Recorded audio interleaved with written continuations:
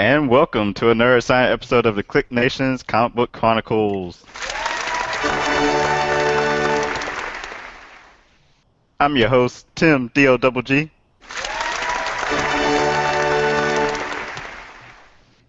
Tonight I'm joined by Stud Monkey, aka Dirt himself,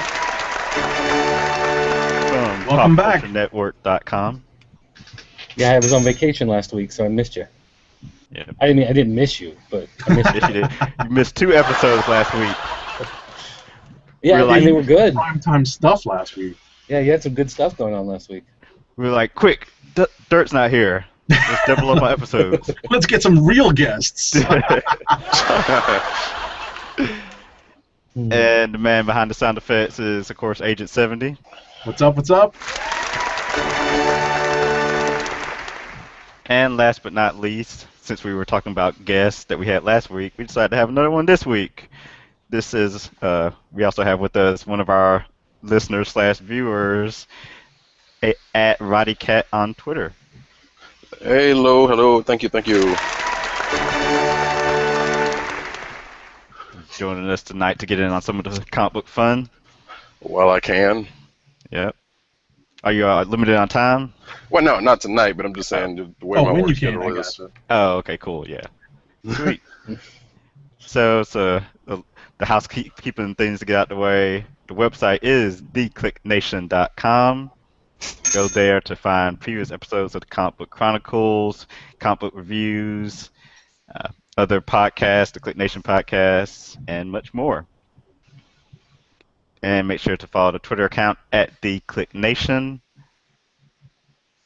That's usually where. Yep. I lost the pointer. My bad. And make sure to like the Facebook account, facebook.com/theclicknation.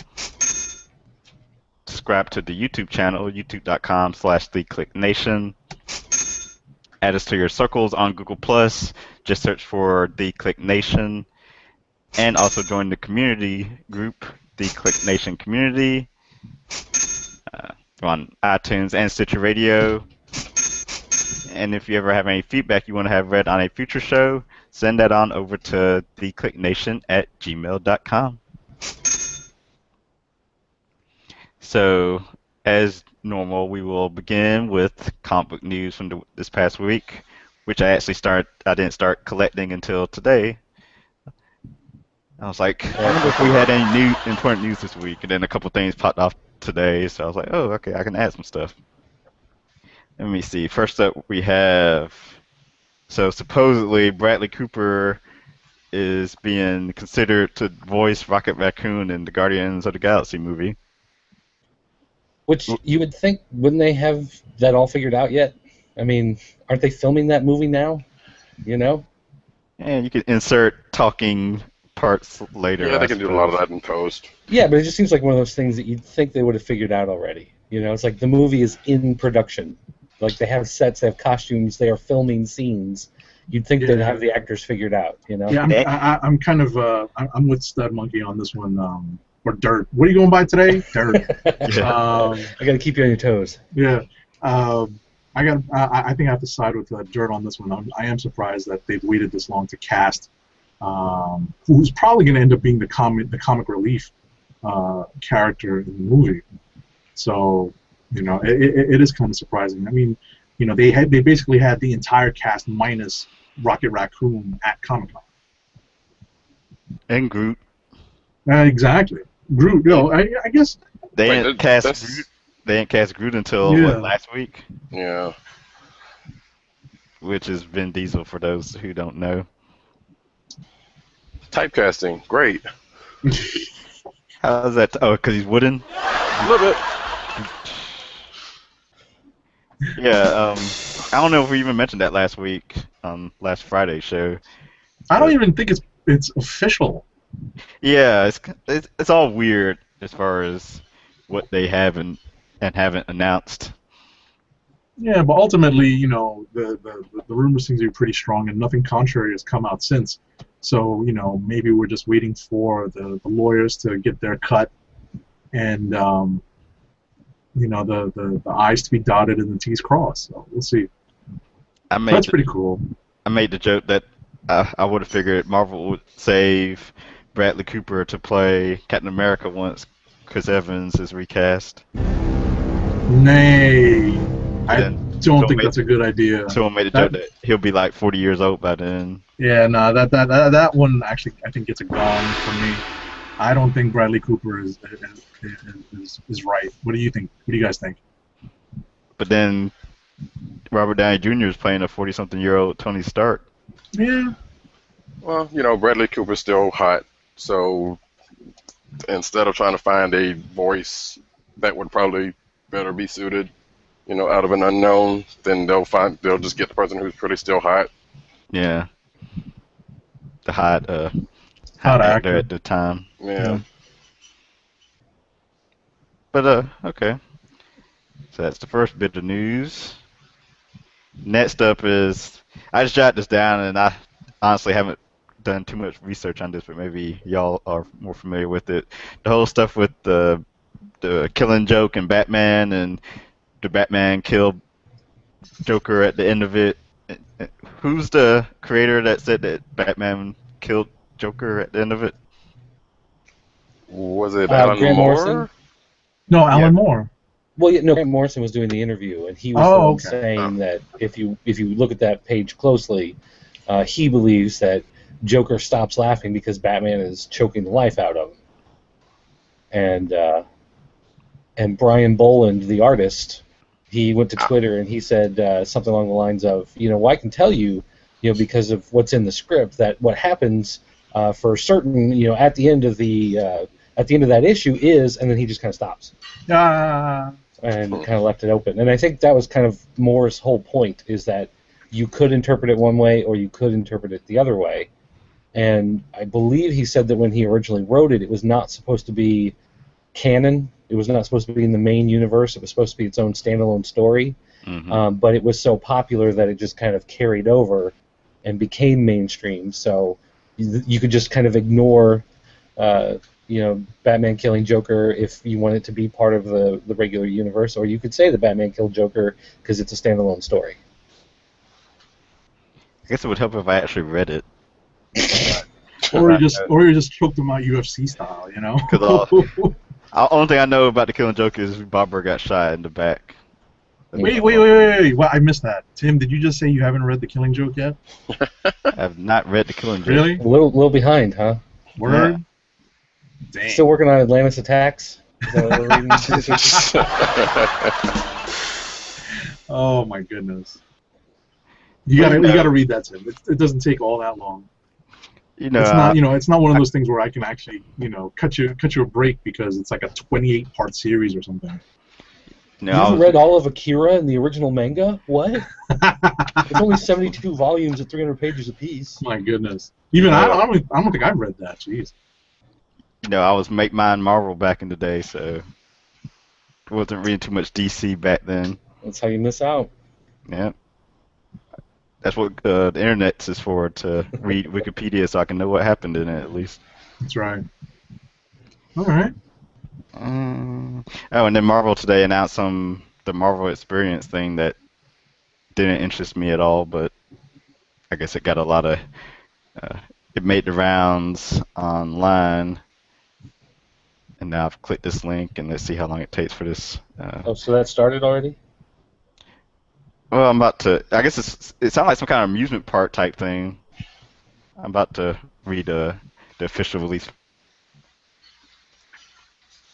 What it brings up. Are you? Coming next year will be the Marvel Experience, which is described as a traveling superhero-themed tour that's the size of 2 football fields, featuring state-of-the-art interactive and multimedia technology, including a 4D motion ride and original 3D animated features, allowing fans to be a part of the action.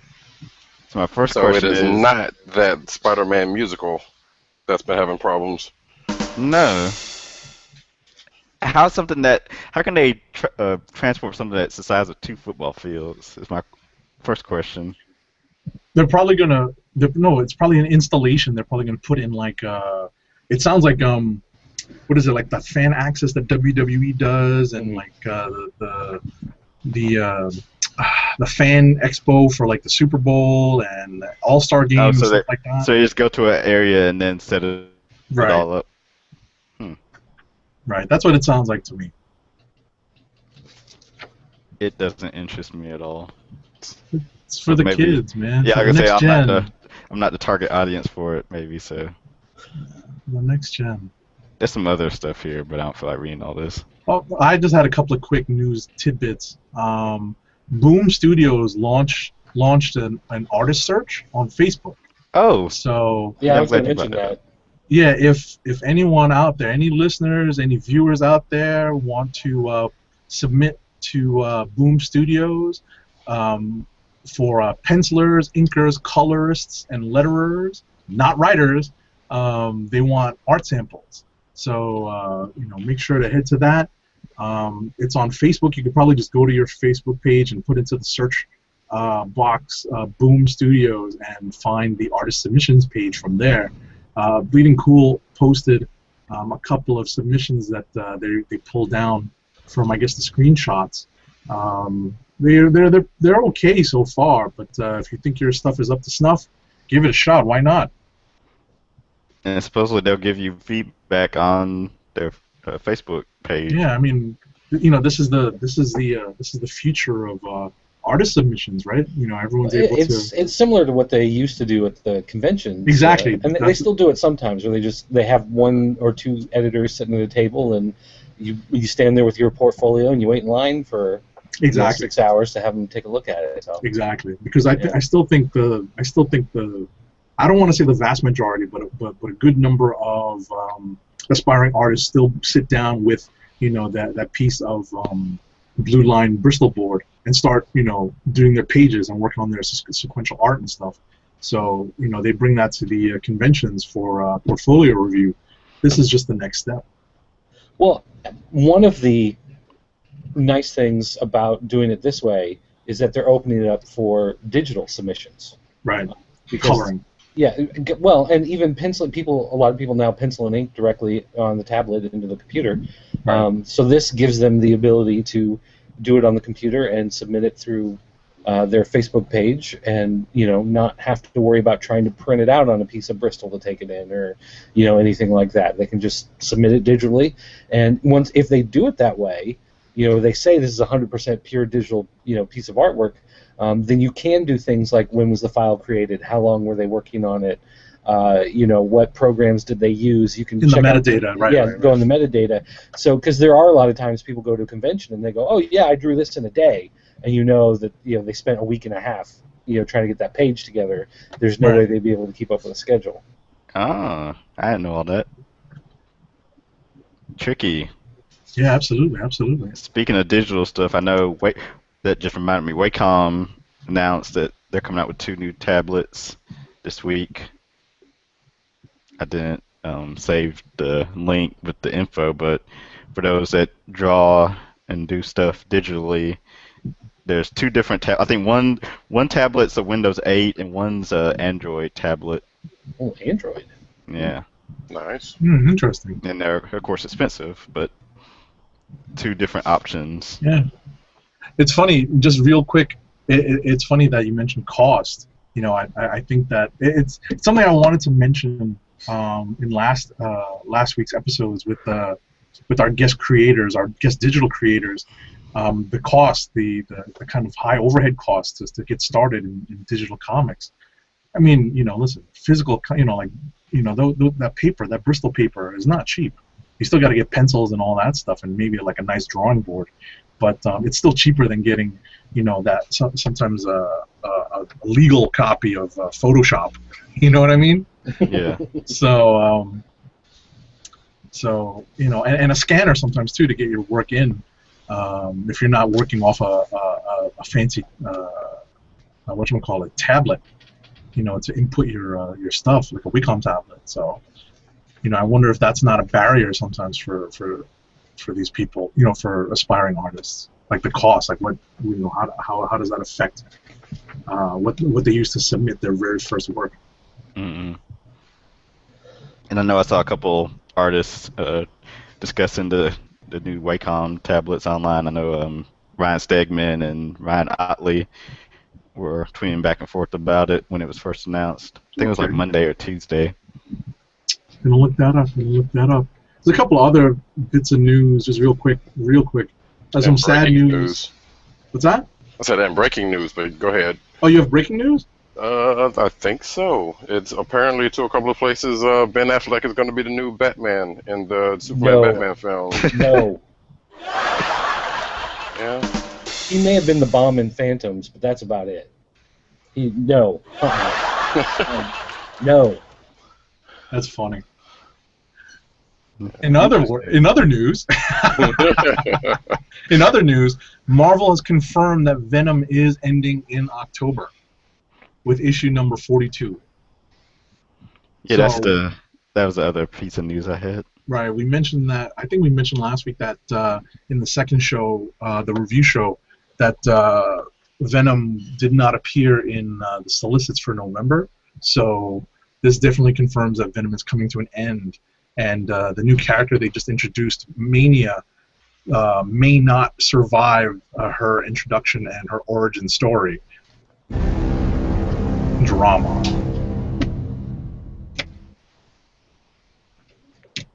Wait, what was the last thing you said? Mania, the sidekick that they introduced, Uh-huh. she may not survive. Oh, yeah. Okay. She may not survive. Kind of sad. And Venom actually came out this week, which we'll get to Mm-hmm. during the show. We will get Yeah, I just got tied up looking at Twitter and everyone reacting to this Affleck news. Are you Horrible. serious? Horrible. Spreading. Propaganda.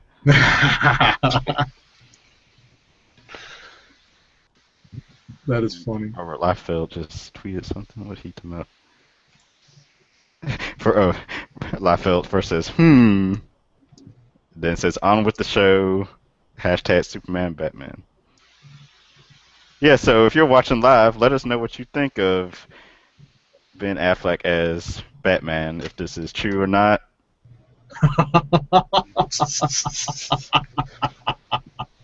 Well, supposedly Warner Brothers sent out a press release. Oh, they did? Yeah. What? Oh, so this, Yeah, I see it blowing up on Twitter Yeah. now. I see a Variety article. Let's see here. Yeah. Ending but weeks of speculation, Ben Affleck has been set to star as Batman, a.k.a. Bruce Wayne. Affleck and filmmaker Zack Snyder will create an entirely new incarnation of the character in Snyder's as-of-yet untitled project, bringing Batman and Superman together for the first time on the big screen and continuing the director's vision of their universe, which he established in Man of Steel. The announcement was made today by Greg Silverman, President, Creative Development and Worldwide Production, and Sue Kroll, President, Worldwide Marketing and International Distribution for Warner Brothers Pictures. The studio has slated the film to open worldwide on July 17th, 2015.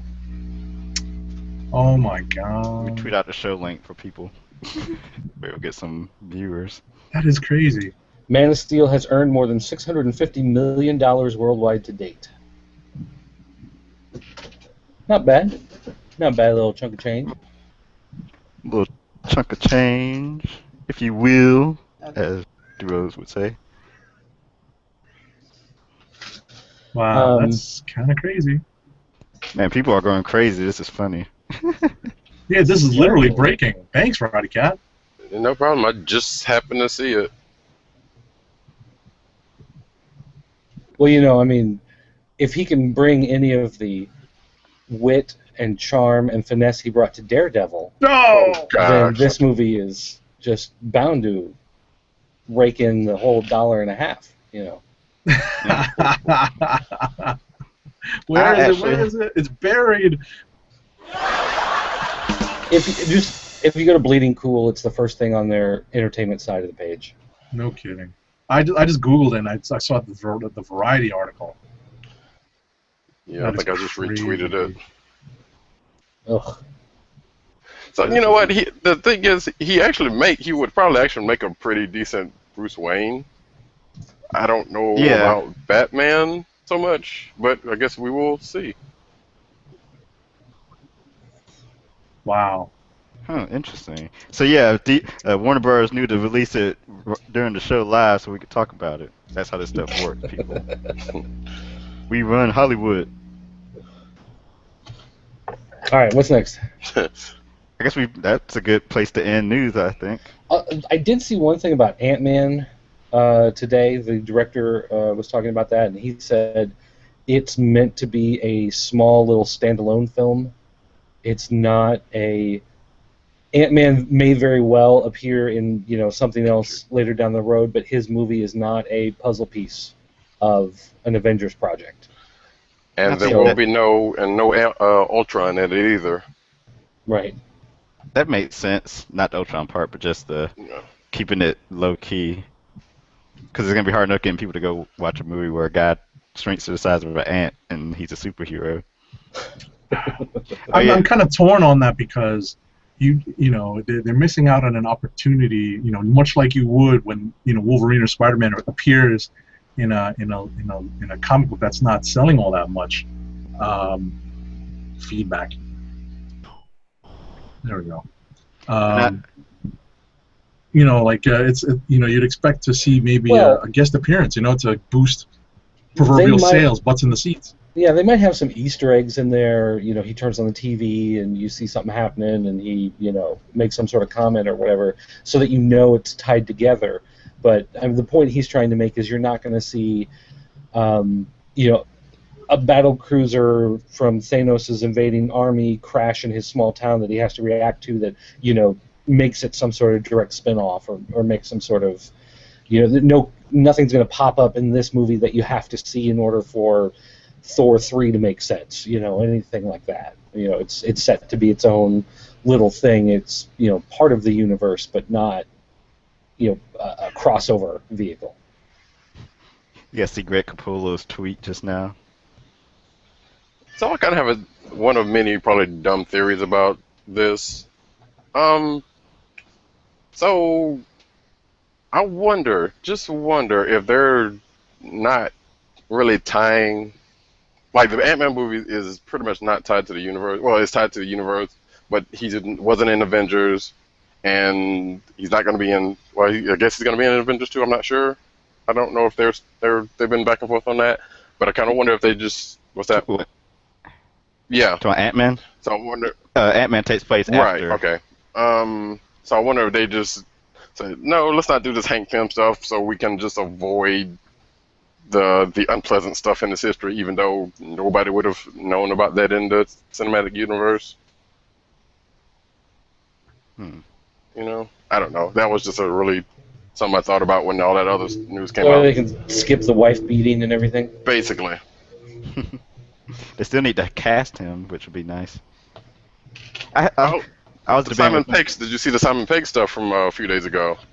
ain't no one paying attention to him. I don't know. Some people did because there were some people who, well, I don't know. I can't remember, but I know there were some articles flying out that he tweeted about it, and people were like, "Oh, he's gonna be Ant-Man," and he came out afterwards like, "No, I'm just supporting my friend's Fool you all. movie."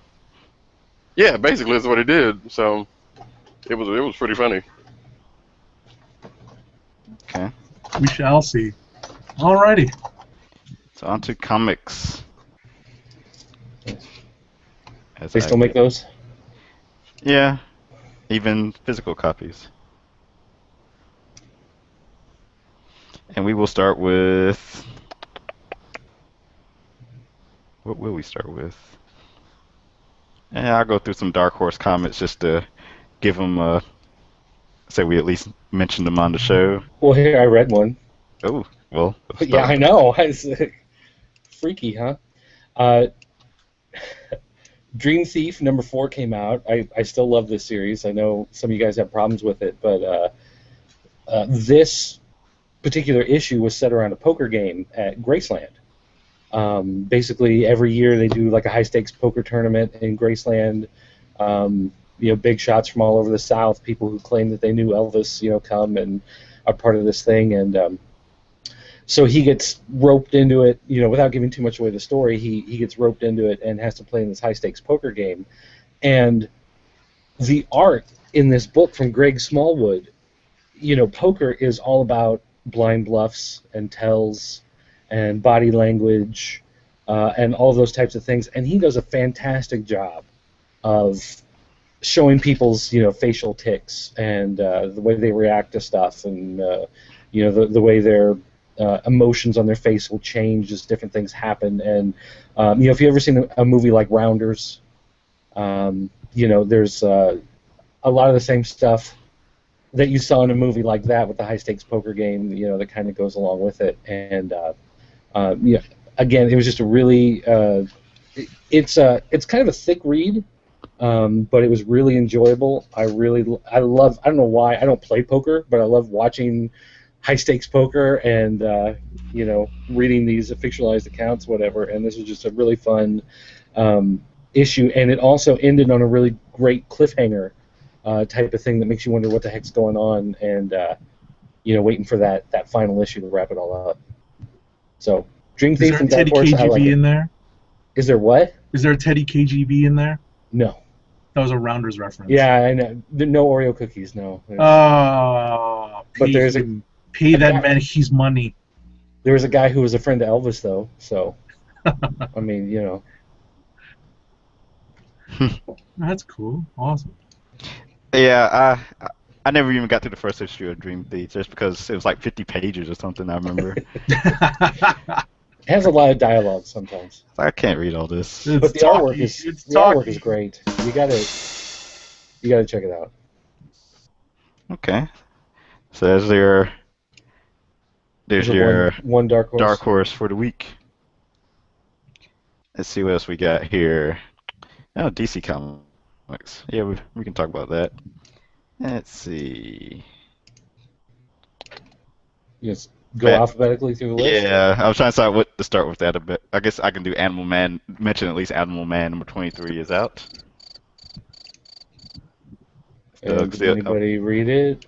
I can say, is Doug still doing his picture thing? And yes, he Yeah. is. We missed it last week. I was like, man, this is the same. I'm used to saying the comic and having it flip through to having Yeah, it flipped up. I've noticed how nice it is to have it up there to look at, to remind you of, like, did I Yeah. read that? Oh, yeah, I did read that. But I'm sure no one here read it, right? Nope. Okay. Batman 66 number 2, which is, I guess, collects the digital copies, right? Right. Cover Which- looks nice. I have it. I've picked up the first 2 issues just because my aunt is a huge fan of the old Batman TV show ever since she was a kid. And so I have the first 2 issues to give to her, and I figured, well, as long as I have them here, I might as well read them, before I give them to her. I just haven't gotten to it yet, But, I mean, it's very pretty, and the likenesses are dead on when you flip through it, so if you were a fan of the show, it's definitely something you'd want to add to your collection. Okay. Next up, we have Batman and Nightwing number 23. I read Which was this. good. Yeah. It was. Haven't they? I thought they already did a Batman Nightwing issue of this. What do you think? What do you think? Dirt, you said you read it? Yeah. What do you think? It was deeper than I expected. I mean, I guess, the premise of the story is that Batman has set up a virtual reality simulation reconstructing the day that Damian died. And he's basically going through it again and again and again and again, trying to figure out how he could have saved his son. And he goes through it, and of course, Alfred calls for Nightwing to come back to try to, snap Bruce out of it, and instead Nightwing decides to go into the simulation and try to help him and see if they can figure out a way to solve it. But then also, Alfred, after everybody leaves, Alfred decides he wants to go back because he feels guilty that he let Damian leave the cave that night. And he's been holding all the guilt on himself. And so you see, for the first time really through Alfred's eyes as an actual character, what Alfred goes through and the type of guilt he has. And I think that part of it, the way it dealt with Damian actually being a small child, which you forget a lot of times because of the way he acts, and that interaction with Alfred, that, when I got done with it, I really felt bad. That part I agree with. I definitely like that. I like that this issue dealt with, the two arguably closest members of the Batman family.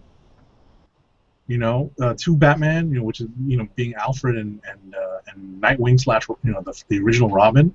So I could have gotten by with this being the only follow-up issue dealing with the repercussions of Damian. I don't know if we needed all the other ones. And I thought Nightwing had already had his issue team up. I don't know. I have to go back and take a look at the archives. But So this thing's been going on forever.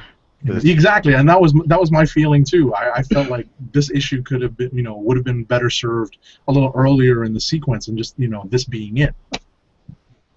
But I agree with Doug. I thought it was well done. I just thought that it seemed to be, too little, too late in my eyes, to redeem this whole I don't want to call it a money grab, but you know what I mean? Like milking the whole event. My response to that though would be this should be the big event that haunts him for a long time. Like this shouldn't be, a done in one and it's time to move on. Like this should haunt him. Like I hope in 10 years there's still a reference to this somewhere, because this should be the type of thing, to bring a real world horrible thing into it. If you think about someone like John Walsh, going through something like this, turning him into that set him on his crusade. Right, Batman's already on a crusade. Right. This is what should push him to the next level, or at least sustains it. Yeah. So, I think it is. The Bat family is a very large group, and you don't often think about like how many books really kind of tie in with Batgirl and Catwoman and Red Robin and Nightwing, and then you've got 4 books just for Batman himself, and it is something that should reverberate through all of them, and everybody should feel the effects of this, and it should reverberate through. So I mean, some of the stories, like I don't care about Catwoman, so it's like, well, how does he react around Catwoman after this? Well, I don't care because I don't like Catwoman, but seeing some of the different stuff, like the Jason Todd stuff, because technically Jason Todd went through this, having it, this particular issue, I almost wish the Nightwing part was like issue 1, and then the next issue would have been, it would have said Batman and Alfred Pennyworth, and it would have been just the Alfred story, taking a little longer. That would probably be my only criticism, is breaking it into 2 parts instead of having it jammed together as one. But hey, you got Villain Month next month, so they got to wrap it up. Gotcha. Alrighty. Yeah, I gave up on this Batman and series because I got tired of reading like the same stories over and over again, but with substitute a different character in its place. And let's see. Next up is Batman Beyond Universe #1. Somewhere. Which is the collection of the digital first there it is. Issues of Batman Beyond 2.0 and Justice League Beyond 2.0. Has anybody been reading any of the digital ones? I read Batman Beyond Universe or Batman Beyond 2.0, but I haven't read Justice League one yet. I guess I'll go ahead and buy it on Comixology. I like the Batman one. So, and I've always been wanting to read these Batman Beyond comics. I just never made time for them, and since they relaunched them all and moved them a year into the future, even though they're already in the future, a year ahead of where the storylines left off, I was like, this is a good jumping on point. I guess Batman Beyond was just never my series. Like I had the animated series when I was in high school, and this came out like when I was in college, when I wasn't really watching much, TV and stuff anyway. And then by the time I got out and I was back to watching a lot of stuff on TV, the show was already over. So Batman Beyond was just never really been part of my my lexicon. Yeah, I remember you mentioned that. I like the show, like I caught most of it when it came out.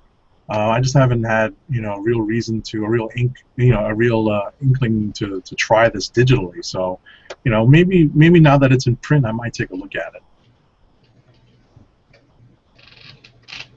It's kind of cool. I think that to me, one of the coolest draws of the cartoon was that it still had Kevin Conroy as the voice of Bruce Wayne, the elder Bruce Wayne. Like the older Bruce Wayne. Right.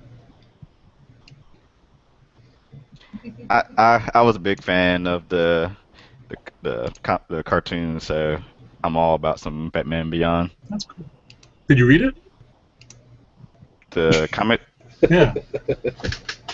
well, I read the first issue of the new Okay. one. Yeah, I haven't gotten into the previous iteration of it, but Gotcha. I hopefully will. Sounds good. Alrighty. Moving on. Hold on. I had previously read the last two issues of Birds of Prey. Issue 23 came out, but I'm not reading it Oh, you anymore. just totally skipped over Batwoman. Yep. Birds of Prey, anybody? Nah. I just mentioned it because I at least had read the last two issues, but I'm not reading it anymore. Okay. The art was pretty good, but I just don't care about the story. And yes, Batwoman 23 came out. Nope. Nope. Not Cover's here. kind of interesting. Maybe I should at least mention these books so I can at least see what the covers look like. I don't read much DC at all, but there's been a couple of them. As a matter of fact, I think we're probably going to get to a couple of them that I'm kind of interested in checking out, possibly. See what you guys say. We'll make sure not to spoil too much then. Let us know. Meh, I don't. It's DC. I don't care. Okay. All right, let's go, Tim. What we got? Uh, Fables. Fables. I'm only mentioning it because people, People love it. yeah, People love it. I just never got into it. I tried, and I just could not. I just didn't like the whole classic fairy tales as like mean bitchy people, and they're all sleeping around on each other, and it's like they made a soap opera out of these classic characters. I'm just like, I don't care.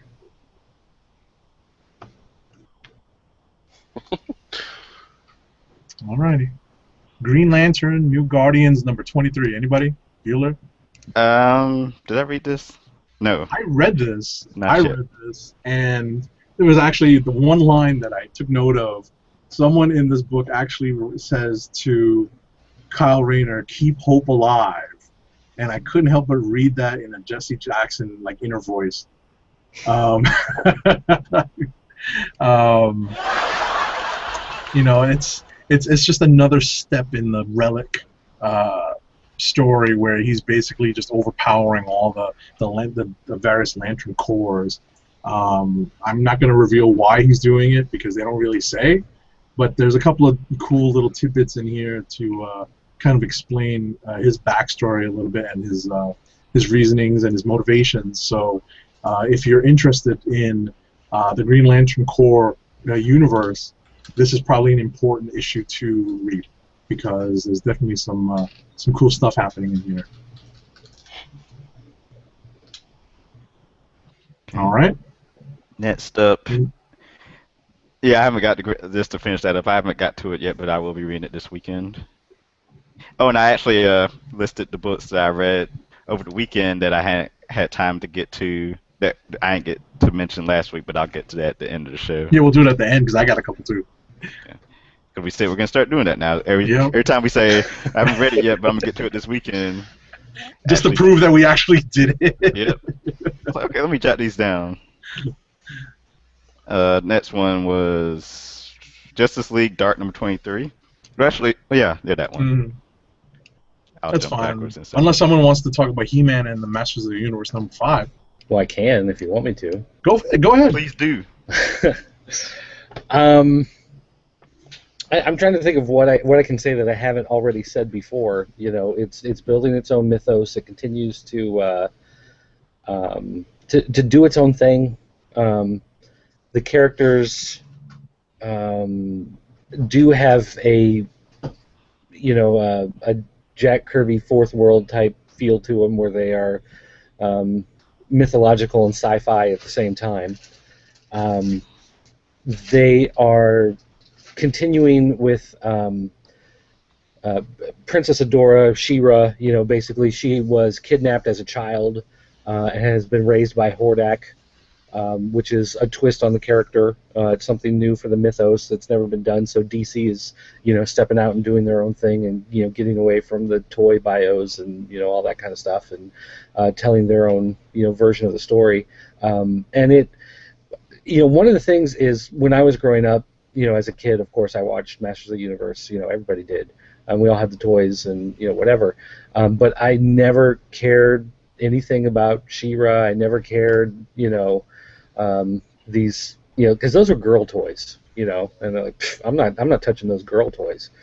But they've interwoven them together into Somebody the didn't story. have a sister that was the target demographic. No, of that. because I had an older sister, so my sister was beyond this stuff by the time it Gotcha. came out.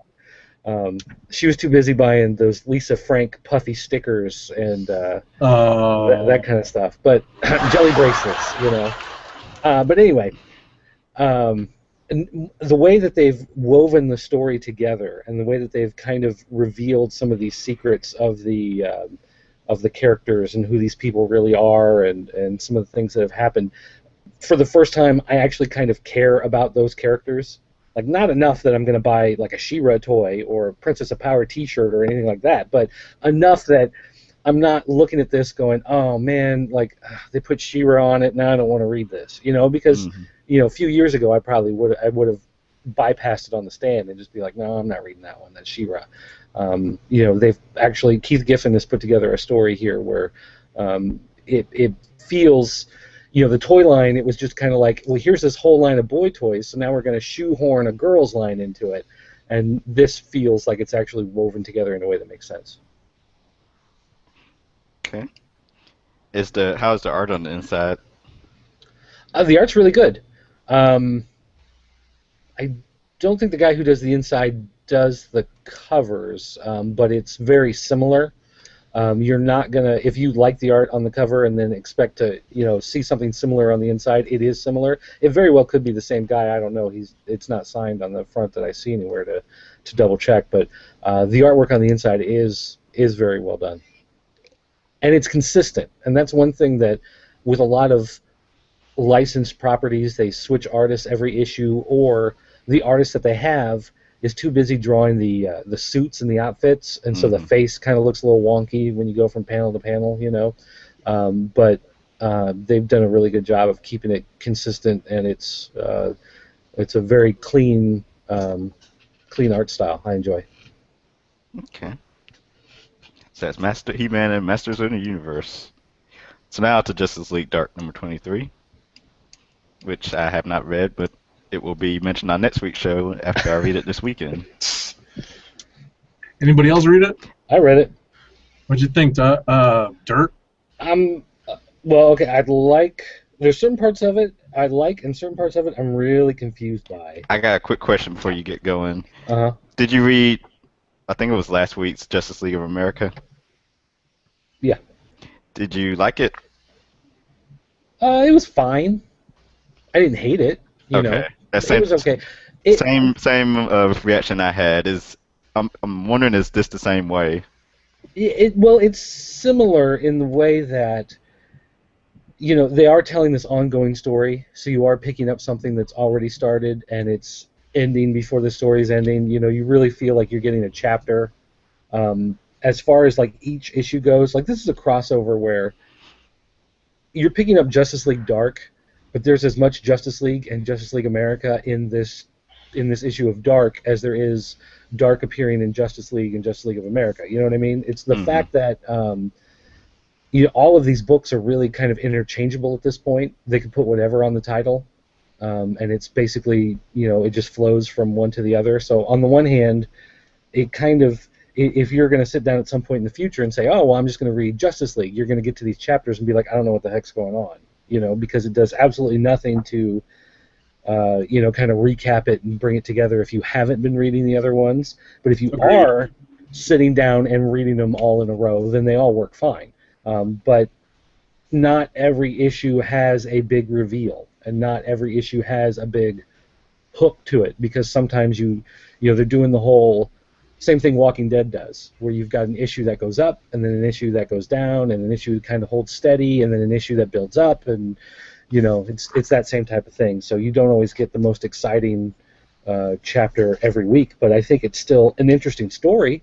I enjoy, you know, seeing like, for instance, Shazam turned into Black Adam in this issue, which Wait, is Shazam turned into Black Adam? oh, he certainly did. Oh.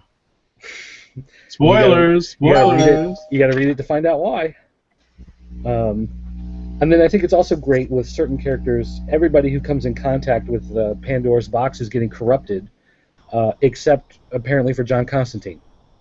He picks it up, lights a cigarette like it's no big deal. He's like, I don't have a soul left for this thing to corrupt. You know? I thought he said it was because he had magic hands. Well, you know how that goes. Um, but what are they called? The Secret Society, Sinister Society, whoever they are, they're starting to reveal, like at the end of this issue is when they make their big reveal to the heroes. So it's like this is, you know, kind of the beginning of the final showdown. So there's only, I think, one more issue in this story. And then whatever happens, something cataclysmic happens at the end of this to kick off Villains Month. So Right. I feel like this is a good build-up one, even though this wasn't a big reveal one. Like, you can definitely feel that things are ramping up and getting ready to explode. Right. I concur. Pretty much what I wrote down is that, you know, we're approaching the end of the crossover, and this is just another step in that direction. You know, not much is, you know, I mean, some things are built upon, but really the climax is going to be in the next Justice League issue. And, you know, we'll find out where everything goes from there. Justice League number 23 next week. So, you know, we'll make sure to take a look at that and see how they lead into Villains Month.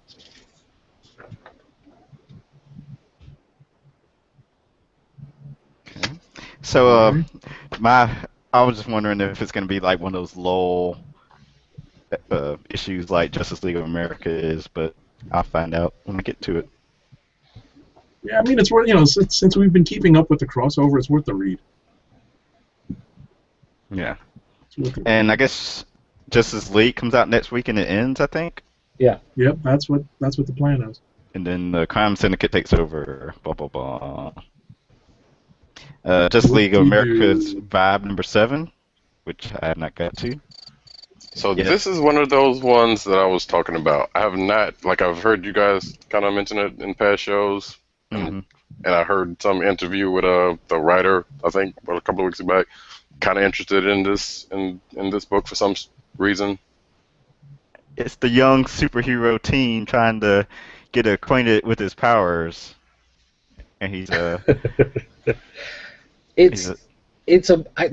really feel like it's a book that has a lot more promise than it's delivered on. I really wanted to enjoy it a lot more than I have when it started, and I don't know, something about it's just been off. And I think the only thing that I can really kind of pin down is that it feels like there's some end point he has to work towards. So there's a lot of stuff that's not really happening organically. It feels like, you know, magically he bumps into the person who has the right skills for what they need to do next to get this character out of the prison. You know, I mean, there's just too many times where things are just kind of falling into place, and it just feels too forced. Like they're trying to work up to Darkseid's daughter, and they're trying to work up to bridging the gap between Earth 1 and Earth 2. And to me, on the, you know, very superficial level, I'm interested in that type of stuff, but just not the way it's been playing out in this book. And looking at the cover just reminded me that last issue his brother was reintroduced, who I'm assuming is that Rupture that they're referring to, and I like that whack-ass quote that's on the bottom of the page. Introducing, what's it say, Rupture, he'll quake you to the core. Yeah, he'll quake you to the core. I think, Womp womp. like I said, it seems, the book had promise when it started. I remember reading all the interviews leading up to the book actually launching and how they were gonna, you know, use Vibe as this like border patrol type person who's hunting down and capturing these creatures that are jumping over because he can sense them using his powers and whatnot. And that sounded cool. And he's done that like what twice maybe since the book started. Yeah, there was like one apocalypse monster, and then the whole thing with Gypsy. Yeah, I think the book could possibly do better once they get away from being tied to Argus. Yeah. Well, I kind of feel the same way with Earth 2.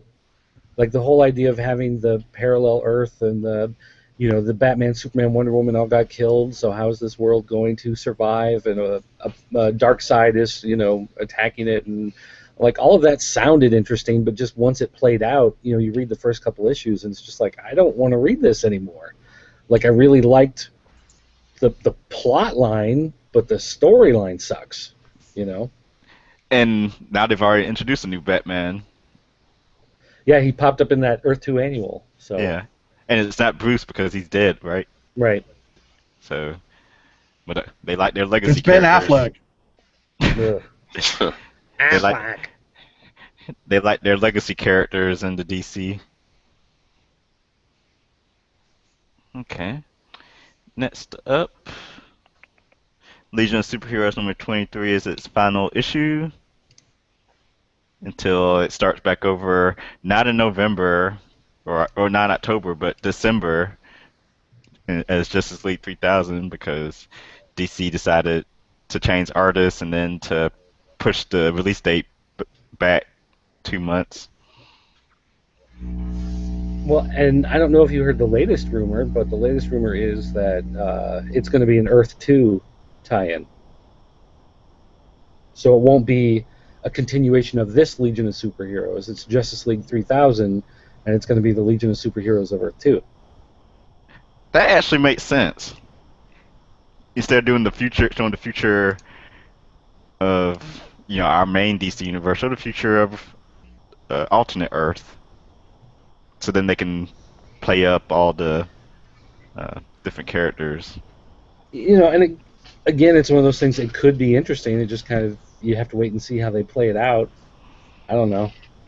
Yeah, I'll I'll be reading it when it comes out. So I actually kind of at least before all the creative changes, I was excited for the Justice League 3000. And actually, I don't know why the creative changes would sway me to not liking it because it's not like I read many books from those those three individuals anyway. So I had no allegiances.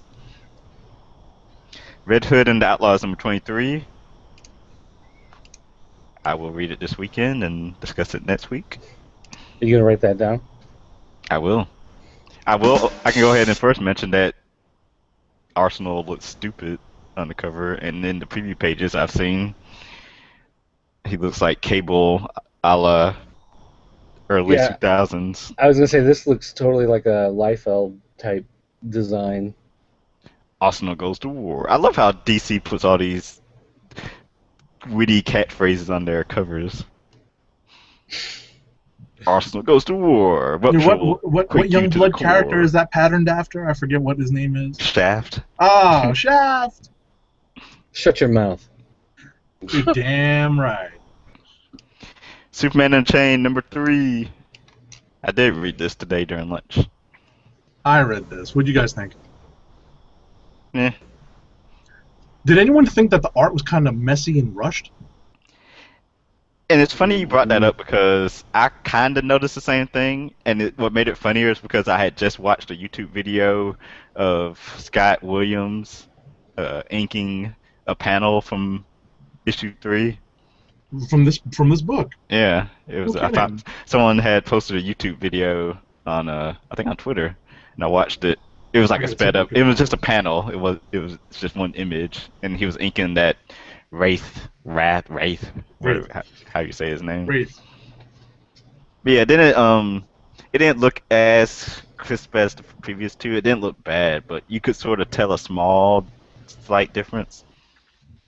It just looked rushed. Like if anyone's been reading like like looking at Jim Lee's work, going back to the X-Men days, there's definitely you could definitely see when there's a rush and when like the line work is kind of sparse. and even the blacks aren't spotted nearly as much. So, that I kind of felt that, and I even it even distracted a little bit from the story. Not that there's that much of a story, to be perfectly honest. I just thought that it was kind of distracting to the point where I kind of lost track of what was going on in the book, and I just kind of flipped through it, not really paying attention to what was going on. So I kind of that was the gist of my review, which is I was actually disappointed that the art, distracted me so much from the story that I really couldn't pay attention. Yeah, I the think layouts themselves seem kind of muddled too. Like, just the layouts. Forget the finished artwork. if you look at Superman's face throughout the issue, by the time you get to the end of the book, he looks like a different person than the way he looks at the beginning of the book, and Right. that's not a good trait to have in the book. My big problem with this story is that the government has this other alien fighter who's super powerful, super strong, has been working throughout history to solve all these crises. He may be stronger than Superman, or just maybe that he's better trained. They're not sure at this point in time, but he looks to at least be his equal for now. And yet somehow nobody's ever spotted him for 50 years. Like, And there's never been a blurry photograph or a hint of this other guy, or people, when they first saw Superman, mistook it for this other guy who's all blue with a big red symbol on his chest. You know what I mean? It just kind of... when Darkseid came to conquer us, how come this guy didn't come help? Right. And I like that his disguise is putting on a hood over his head. But he's still, like, crackling with energy and has fire leaping off his back, but he's got a hood over his head, so therefore that disguises him. And it's just a hood. It's not like a jacket or anything. It's just a hood. Hoodie. Yeah, this issue had problems. Yeah, I don't know if I did. Like I said, it wasn't bad. It's like I said, I don't know if it's my dislike for Superman or not. So I This can't. kind of felt like a pro wrestling twist, where it's like the guy who you thought was good all along has suddenly turned bad. It's just kind of like all along there was this guy here waiting, just nobody knew.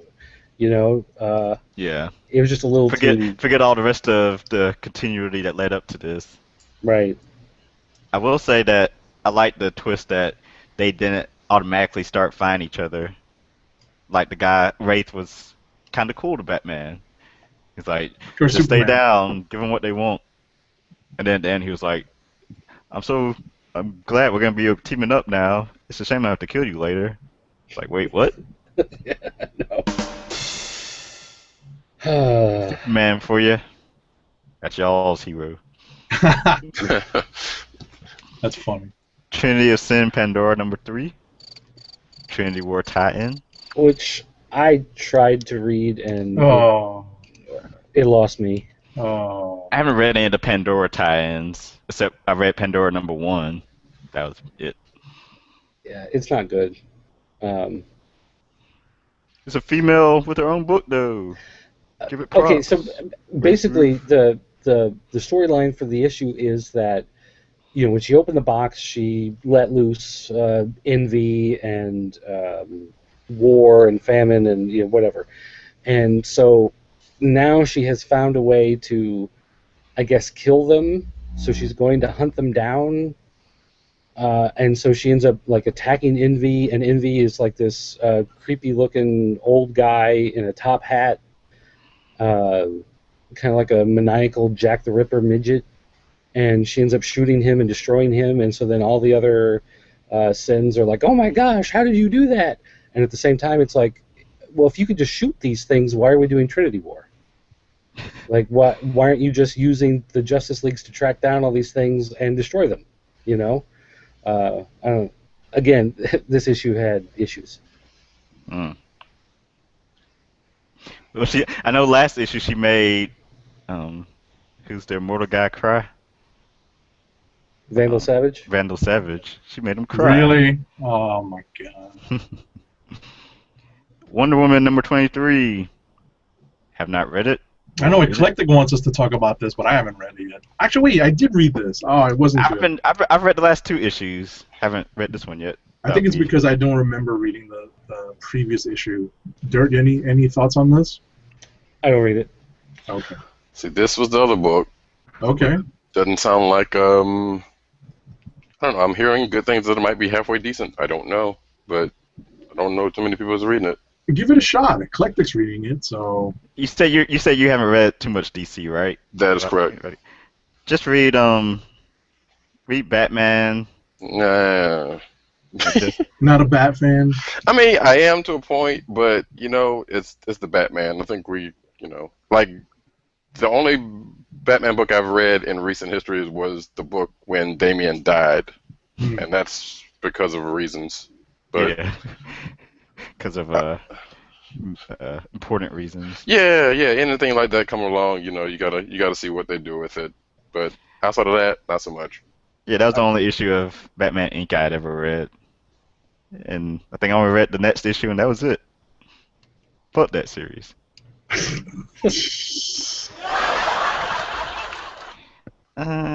That's it for DC. Dynamite Entertainment. Anyone read any Dynamite stuff? Wait, you missed one. World of Warcraft. No, Supergirl. Oh, where is that? Oh yeah, there it is. Tucked underneath Red Hood and the Outlaws and Superman Unchained. Supergirl number 23. Michael Allen Nelson, who I loved his work on 28 Days Later. He took those horror movies and made a comic book series about it. That was actually very well done. It was 4 issues, and it was one long ongoing arc. And it was one of those that, like, I only started reading it just because I was like, I'll go for another zombie thing, why not? And it was great. So when I saw he was going to be getting into, Supergirl, I definitely wanted to check it out. And what he's done is he's brought in the old cyborg Superman character into the New 52, tying it into Brainiac and his story. And in this particular issue, Kara has stumbled upon. She got kryptonite poisoning, and so she left Earth, trying to find a cure or whatever. And she stumbled upon this collective that basically finds worlds that are dying, or like the last remaining survivor of a world or whatever, uses their memories and tries to recreate them. And it seems like this grand, noble effort that they're doing, but what she doesn't realize is that they actually assimilate the person and destroy them in order to build their recreation. And of course, they find her and they figure she's the last person of Krypton, and so they're trying to assimilate her and destroy her in order to rebuild it. And as part of this, the cyborg Superman, it would be the cyborg in the old Superman. Well, because resistance is futile after the all. cyborg Superman is basically a trick being played by Brainiac. In the old DC universe, he was an astronaut who his wife died. Superman didn't save his wife, and he got this radiation poisoning, whatever, and it led to him becoming this robotic Superman in order to have his revenge, whatever. Well, in here, the look of that is Brainiac trying to create his own Superman to destroy Superman with, basically. So there's a lot of new concepts coming to some of these old characters, which is one of the things I was looking forward to in the New 52. And one of the things that I enjoy about it is making these, kind of crummy characters really into something different and something a little more interesting. And so I really enjoyed this issue. Actually, last night I read some news on the Cyborg Superman Villains Month issue and some revelation with that. Did they tell you who he really was? Yes. Okay, because that happens at the end of this book. I didn't know if it mentioned that in the solicits. So that apparently he is Kara's father, according to the end of this issue, Zor-El. Does he chop off her hand? He was kidnapped by Brainiac, and his memories were wiped as he was turned into this Kryptonian, monster. You have the whole bottled city of Kandor thing. Her family was part of the attack, the bottling. I don't know what you want to call it, the fermenting process of saving that bottled city. And so apparently he was the one chosen by Brainiac, but he had no memory of who he was until he gets restored in this issue. So again, it's concepts that were never a part of the old DC universe being merged, into this, and that's what I want out of the new 52 is to see some new, cool, interesting stuff, and so I really enjoyed this. The end. So are you enjoying? Um, so you've been reading Supergirl, I take it. Yeah, off and on. I mean, I've read them all, but I kind of read them in spurts, where I read, the first arc probably as it came out, and then kind of waited for a couple issues to build up, and then sat down and read them at once. And now I'm kind of back into the mode of reading them as they come out. Okay. So that's it for DC. Now you may move on. Anyone read Dynamite? Going once, going twice? No. IDW had a couple stuff out. They had a Teenage Mutant Ninja Turtles micro series number 5 for Karai. I think that's how you pronounce her name. Where's that? I know it's here. Oh, wait. There's some My Little Pony out there. Kiss Kids #1. Yeah, I was gonna go back. I noticed the Kiss Kids. I saw some people looking like they were excited for that. No Judge Dredd people here? Nope. Nah, we want to No. rock and roll all night and party every day with the Kiss Kids. Yeah, Judge Dredd number 10 is out. Are you a Judge Dredd fan, Roddy Cat? The original movie was let's say something to behold, but outside of that, no. All right. So Is anybody reading the Turtles stuff? Here I'm and there, reading- off and on. I'm reading City Fall. I haven't read any of the micro series yet. I need to. I know. Like, I'm way behind. I'm on like issue 8 or something like that. I'm so far back on it. One thing that came out last week was the regular first issue, but this week the subscription variant cover actually shipped was for Thunder Agents #1. Did you guys talk about this last week? It was something that I think we wanted to get to, but I did read didn't Thunder. Well, I shouldn't say I read Thunder Agents last week. I skipped through Thunder Agents last week, or this weekend, this past weekend. I actually enjoyed it. I found myself liking it a lot more than I thought I was going to. It was one of those things I just kind of read. I don't know if I want to say out of pity, but as I was going through the books, I was like, oh, I'll give this one a shot. Why not? And I read it, and I was like, that was actually a lot more entertaining than I expected. So I'm definitely going to stick with that at least for the next couple issues and see where it goes. Okay.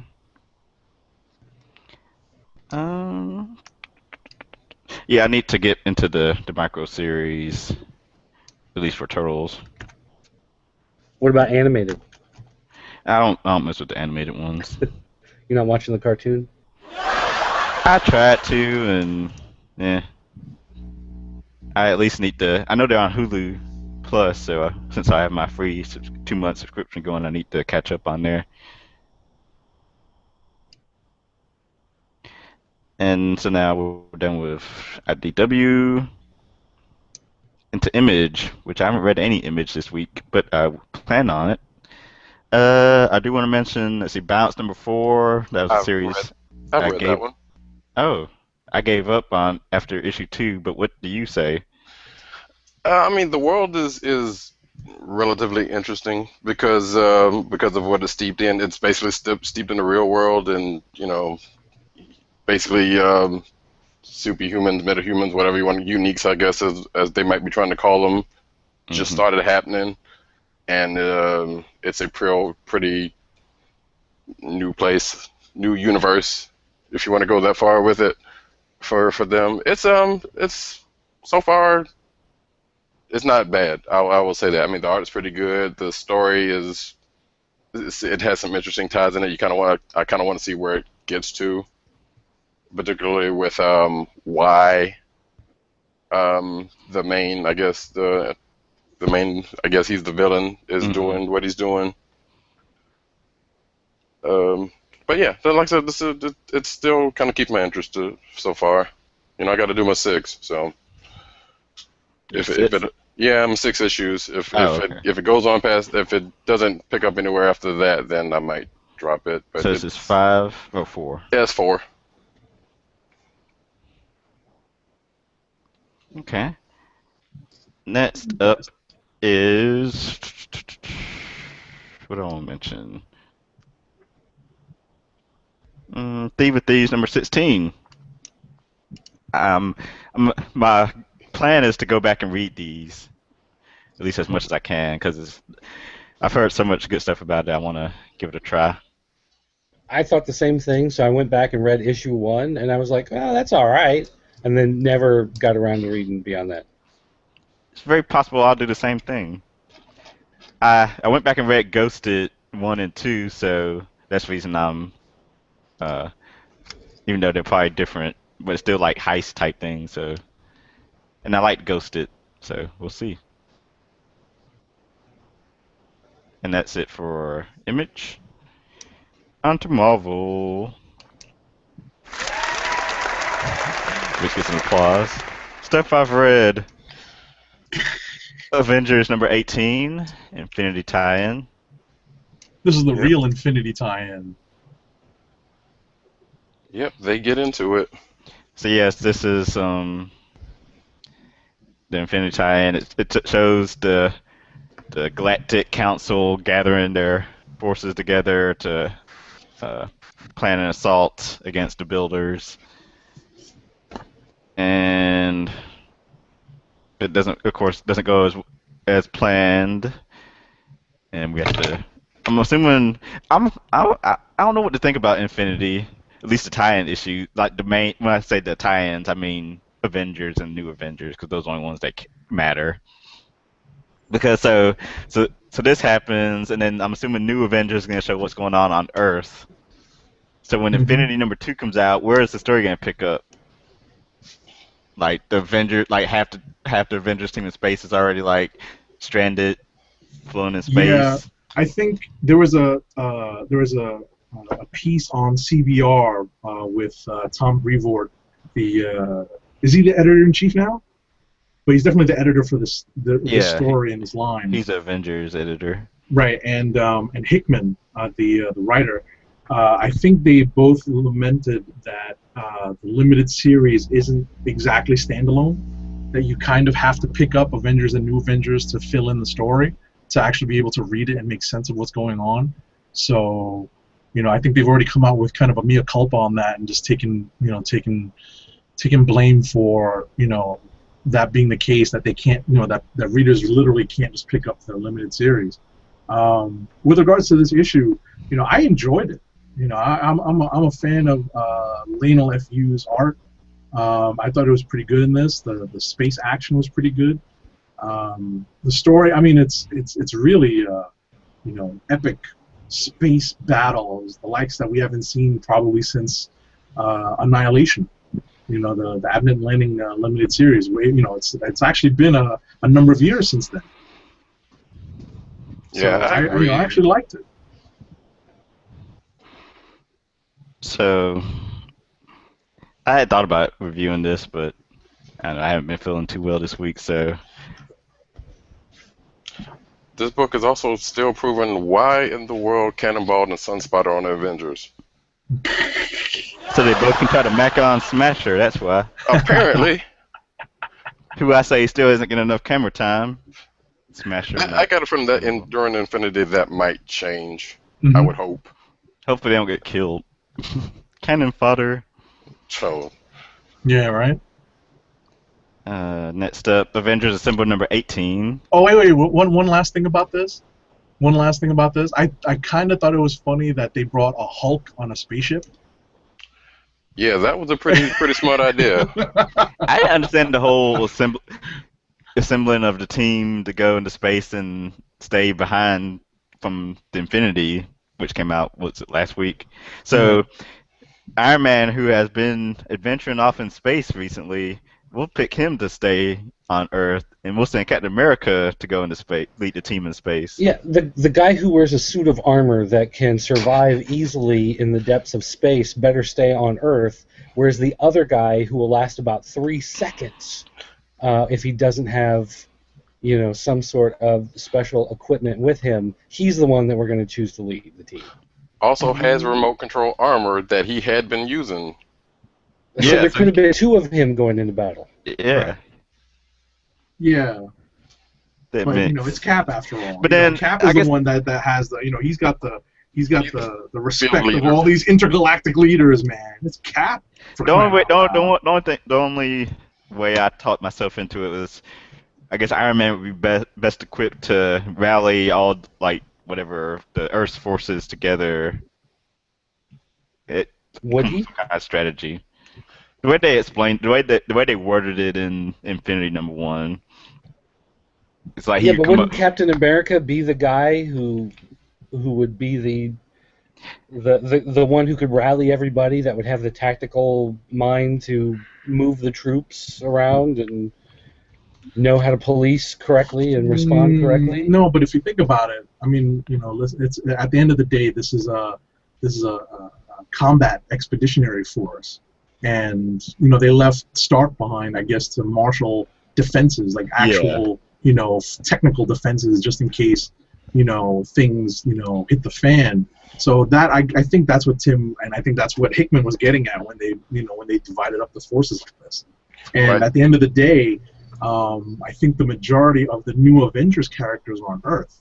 Am I wrong? No, they are. Right. But- So I think that's why. I think that's where the division came. That's where the Basically- the logical storyline. Like story reasons to have Cap go into space came in. I'm calling Hickman mumbo jumbo on this. Actually, the mumbo jumbo makes sense to me now, so I don't mind it. And That's plus, funny. it just the way they split it up just made for convenient story purposes. Yeah, I mean, Cap was going to be field leader anyway. He historically always has been. So it was that was going to be the case, I think. He'll do one of his patented speeches when the chips get down, and then things will turn back around. Okay. Avengers is number 18, which told I'm a little sleepy tonight. We're keeping Tim from his bedtime. Yeah. told you it's been a long day. Avengers Assemble number 18, which That's what the mute button is for, dude. I didn't feel like reaching for it. Which was another Infinity tie-in and told the same story from Avengers, except from the point of view of Spider-Woman, who had been captured by the Skrulls years ago. And you would think would not even want to be out in space, but that's that. Nor the what they were saying, neither here nor there. Yeah. And the thing was, I couldn't help but when I was reading through this just felt like a bad recreation of Avengers. I didn't think the story was as strong. The artwork was nowhere near as strong. It's just like this was like the Bollywood version of the story. Yeah. That's a good one. 'Cause at least Kelly it's not the porn parody. Well, Wow. Since Kelly Sue DeConnick has been writing Captain Marvel and Spider-Woman recently, so we'll focus on her this time. And then Captain Marvel, I think, comes out next week, so we'll deal with her, show her side of things. I mean, there were kind of a bunch of cool moments in this issue, but I have to agree with Dirt on this that it was an inferior product compared to the Avengers issue, and actually I was misremembering a little bit of the Hulk bits, but because they actually show why on earth would you bring a Hulk in a little spaceship? What good is he in a space battle? But I guess it's always nice to have a Hulk around. Hey, gotta have your big guns, I guess. Yeah. Cable and X-Force number 13. I read it as What you I think? am wont to do. What you think? It was fine. There's a It's lot of revelations in this, no? yeah, they There's a explained lot the of whole explaining. Cable and his visions and how they're coming about and leading up to a confrontation with the Uncanny Avengers. I like X-Force books, so well, except for Uncanny, which I'm starting not to enjoy as much. But Yeah, because it's going away from what used to make it good. yeah, which I mean they had to get away from that. But anyway, this reminds me of old school Cable and X or old school Cable and X Force, no pun intended. So I'm enjoying it for that reason, and I enjoy the art from Salvador Larroca, and I actually can see. I mean, I haven't actually asked many people if they're enjoying this book or not, but I could see why people probably don't couldn't give two shits about this book. But I'm enjoying it. I tolerate it because it definitely has a couple of characters that I like reading about. Colossus and even Forge. I'm glad that they brought Forge back and they kind of reclaimed him from the astonishing X-Men hell that he was sent to for a while there. This book actually had some split art duties. It was Sal LaRocca and I want to see who this is, Gerardo Sandoval.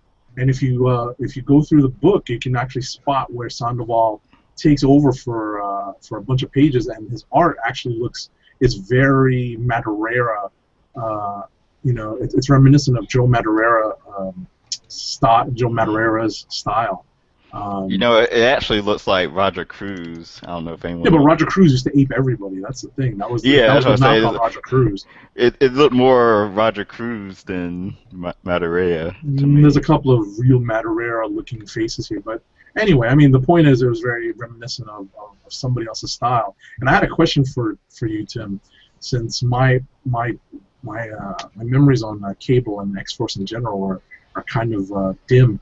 Is that the scimitar or the scimitar at the end of the book that they show that Oh yeah, Blacksmith Cable had gives that for a to while, didn't he? right that Blacksmith gives to Hope? Yeah, I didn't That's know supposed to what like that help him was. focus his powers. I didn't know what that was at the end, but Um, that makes sense now. Yeah, I Yeah. think that's what I think that's what that is. It just looks a little different. Didn't he So have that in the Cable and Deadpool book? I think so. Like I said, my recollection, I guess, isn't as dim as I thought. I mean, I have blank periods when I had stopped reading, so Gotcha. Yeah, I think that's what that is. So they'll probably explain it more because this was the cliffhanger part of the story. So they'll probably explain the next issue. say something dirt so we can see that image. Here's something, and I'm saying something so There it you can is. see this image. Yeah. So there's something. Okay. Makes total sense now. Total sense? As much as a Cable tidbit can, right? Daredevil number 30. This was a fun but weird story. Have not read yet. I liked it. I'm not going to spoil too much, but Mm-hmm. obviously on the cover you can see who the guest star is. And what I don't like about this is that he's a guest star in Daredevil. Why the hell isn't he in Infinity? You gotta read the Infinity. The Digital- Infinite The motion comic. comic, yeah. the Yeah. Infinite Oh, for comic. real? If when you buy Infinity, it's got that code that you can type in to unlock the Comixology, Right. digital copy. Well, when you do that, it unlocks one of the Infinite comics, which shows Silver Surfer and what's going on with him during.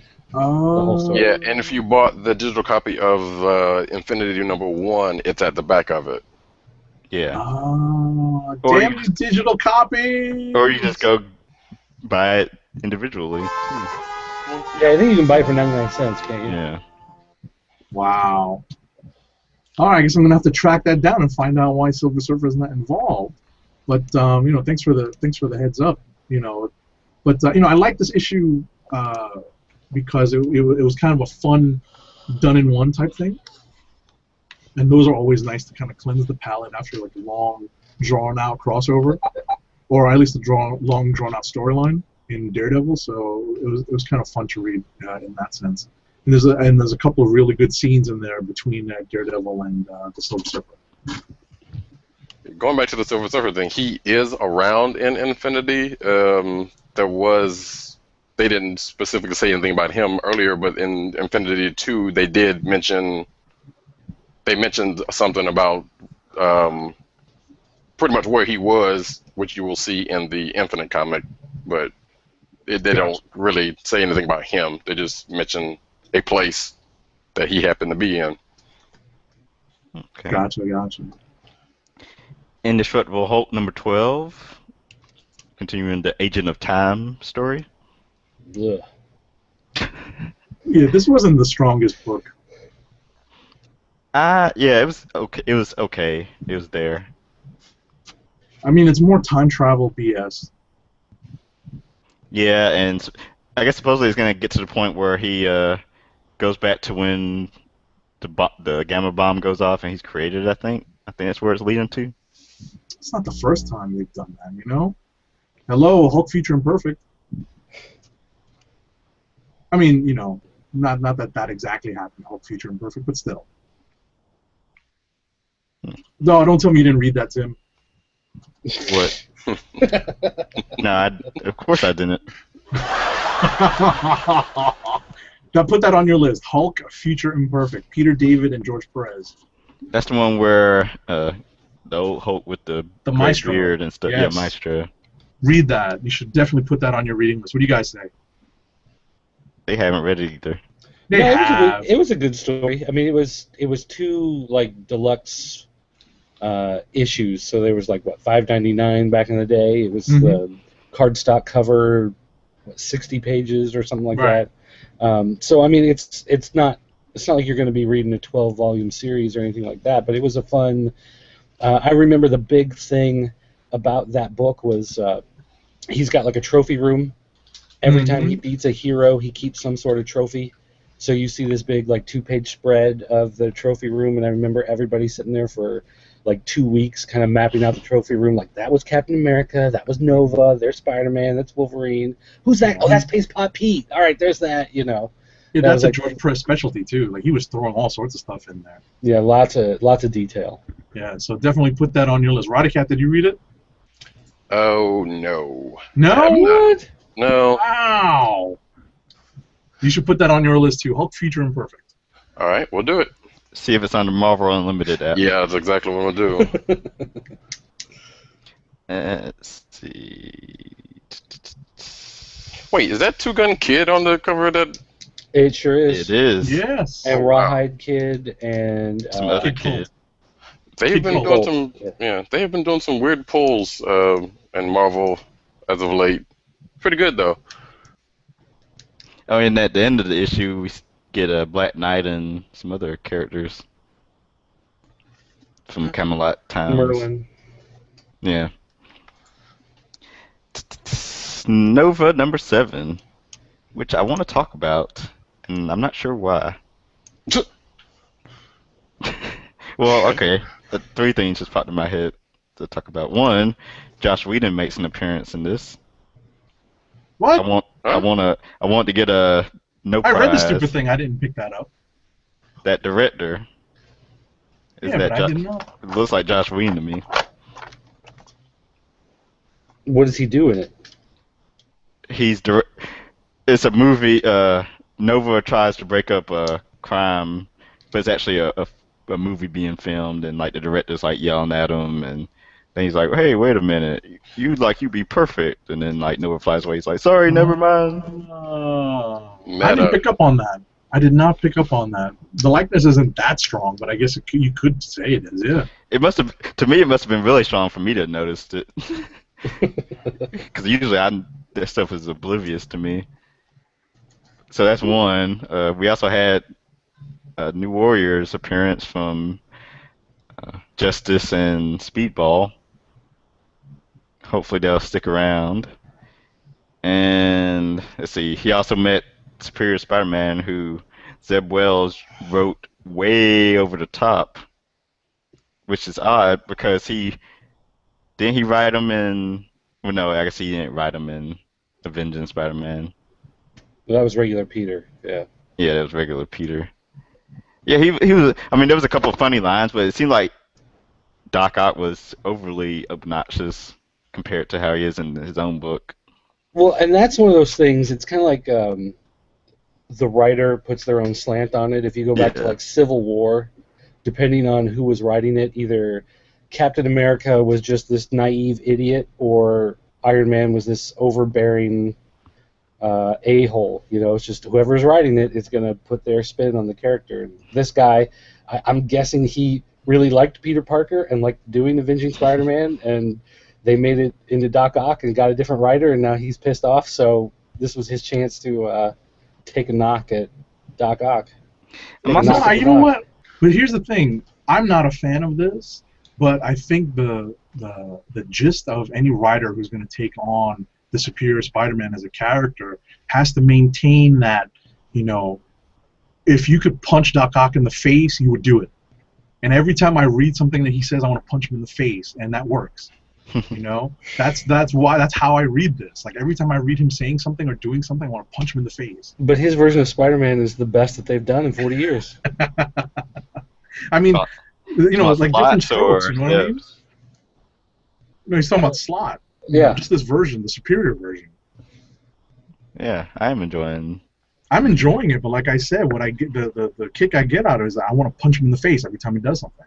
Like if I could reach into the screen or reach through the page, Like, let's be reach the fair. fourth You, wall, just, I punch him in the you like face. punching people in the face. I mean, Well, that too. that's where you come from to begin with. And the last thing I'll say about this issue is I'm not sure what this Nova book is supposed to be about. And the reason I say that is because like he goes around trying to figure out, you know, how to be a hero and stopping crimes, and he's bumbling around, and it's like it's vibe, except you know, not as crazy looking or involved with like dimension stuff. It's just him flying around with a bucket on his head. So, you know, like get this thing moving already. So that was a complaint of mine with Guardians of the Galaxy too. It's like they keep telling us Guardians of the Galaxy and Nova are really important because And they're gonna nothing's be in happening. movies, but and nothing's happening. yeah, nothing's happening. I'm still liking Guardians. I'm It wondering doesn't come why out they're not that in often. No, it's not. I'm wondering why they are not tied to Infinity, or maybe there's a tie-in that hasn't been said anything about. But it seems like they should be in. They should be there. Yeah, next issue of Nova ties into Infinity, so maybe business Okay. will start picking up, as Jim Ross would say. All right. As he would say. Superior Spider-Man number 16. Speaking of a book I keep buying and not reading. Huh. You I should love read this it. book. You might want to punch him in the face. Oh, I've been wanting to do that since. I mean, I've read the first 10, and then I've just been getting them, and I was thinking about getting rid of it. But yeah, I'm going to catch up before I make that decision. This And is yeah. a book, like every issue of this, Marvel gives us a review copy ahead of time that I can read online. I read it, you know, week and a half before it comes out, and yet I still buy the paper copy when it comes out. I love this Mhm. book, and you know, Dan Slott. I'm not a big fan of Dan Slott in general, and he's actually yelled at me on Twitter a couple times, which is hilarious. As he And, wants to do. and, yet I still love this book. I love the character. I really enjoy it, and I've not been this big a fan of Spider-Man in a long time. Yeah, as Dork Geekus on Twitter refers to him as that writer or DS because he doesn't want to say his name. He's been yelled at him before, I believe. No kidding. The guy does not take an ounce of criticism. Yeah. Yeah, I think he was like tailor-made for Twitter because he's just soaking up all the Well, I remember- hate. Just to go off on a Dan Slott tangent, there was a story several years ago where he was saying that piracy is killing comics, and they canceled She-Hulk. And he said, you know, sales just weren't high because everybody's pirating. Everybody's going to download it. They're not going to buy a copy of it. No one's pirating She-Hulk. but then people started digging around, and they found that he had an account at the Pirate Bay, and he was downloading anime like there was no tomorrow. And they go, well, gee, Dan, couldn't you buy these? You can import them and, you know, get a region-free DVD player and support the anime that you like instead of pirating it. You're gonna kill it. And he was like, well, no, that's different because that's video. That's not a comic. It's like, what? Like, what are you even talking about? So ever since then, I've always had kind of like a Dan shield. And Listen, Plus, I've met Slot a number of times. I've even seen him on the streets of Manhattan. And like the last time I saw him was at New York Comic Con. It was right before the whole Superior Spider-Man stuff dropped. And I remember like shouting after him, like, "Yo, you better find a place to hide." And he's like, "Yeah, man," because I'm like 5 feet taller than this guy. yeah, he looks like a short little guy. was he eating a cheeseburger? No. He was walking, like on the show floor, and most people just aren't smart enough to recognize him from the pictures. But I've seen him a number of times, and I can only imagine, the fear he must have sometimes when he's walking I mean, on a con floor. I remember, I didn't know he was the writer of She-Hulk at the time. I remember, whatever, back when that book was out, hearing good things about it. But I mean, really, who's trying to torrent She-Hulk? Well, apparently everybody, because they weren't buying it, and that was the Yeah. only reason why. Yeah. Guess so. So, fun fact. This was, well, the lead up to the Superior Spider-Man stuff was pretty much what got me back into comics recently, Okay. which is weird because I'm dropping the book that's kind of, well, I might think about dropping the book that's get me back in here, but that's interesting. I think what I wanted to ask you guys was, do you think they're trying to get rid of Peter? Like, just pretty much get him out of continuity? Because I've noticed, there's a couple of theories about that. Because with the whole brainwash, like we know, comics death doesn't really stay permanent for a whole lot of people. But the way they've been kind of kicking around Charles Xavier, and he's pretty much been written out of the X books. And with Miles Morales coming into 616 supposedly, and Peter's now gone, you think they're just trying to get rid of some of their characters that they really can't do anything with, seemingly? No.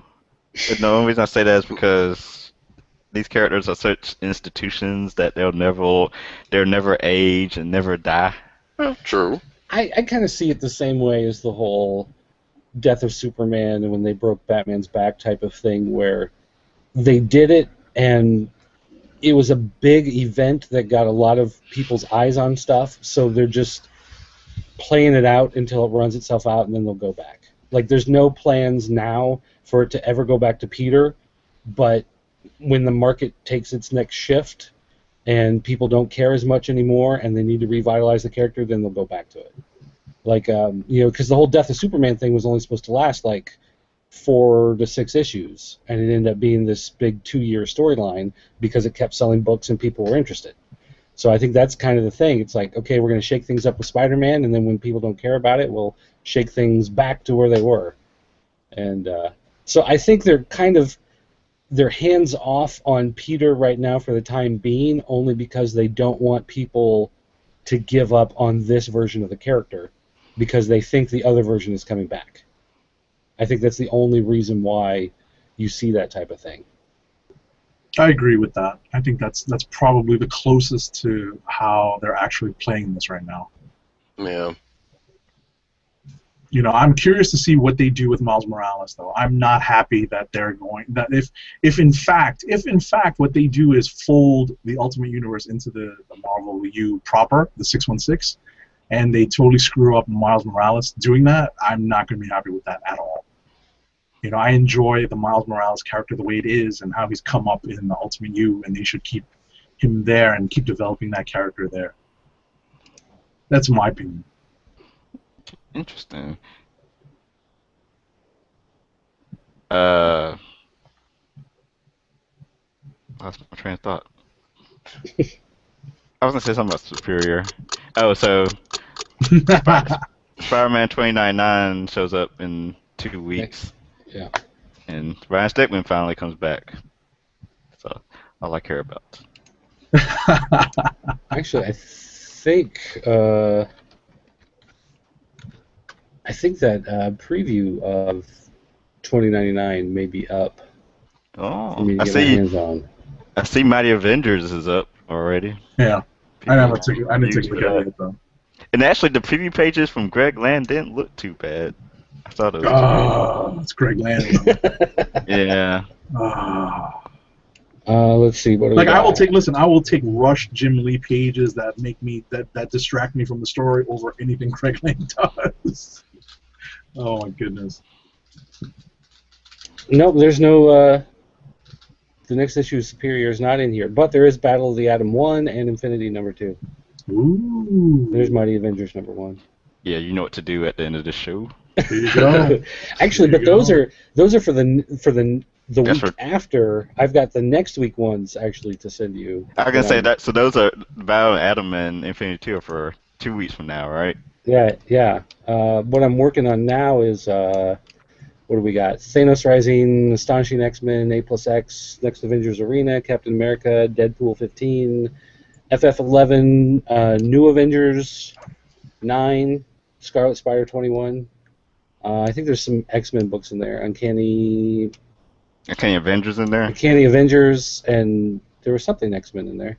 It's funny. Like I'll always go on like the weekly list to see like what books come out, and I'll like when I get to Marvel, I always try to like guess which preview books will be out, and I've noticed the pattern, which pretty accurate. Avengers is always on there. Superior is always on there. Thor, New Avengers. Yeah, Um, although it's all done through Marvel's online digital system, so it's always kind of like janky. yeah, There was the one week where all the preview books were books that were like 12 years old. yeah. You It showed me the was like, screenshot of that. It was like stuff from pre-Marvel Now. It was like right before it ended, or right before they launched Marvel Now. Because I remember it was like Uncanny X-Men something, two something. Anyway, yeah, it was like the Vampire Jubilee X-Men series and yeah.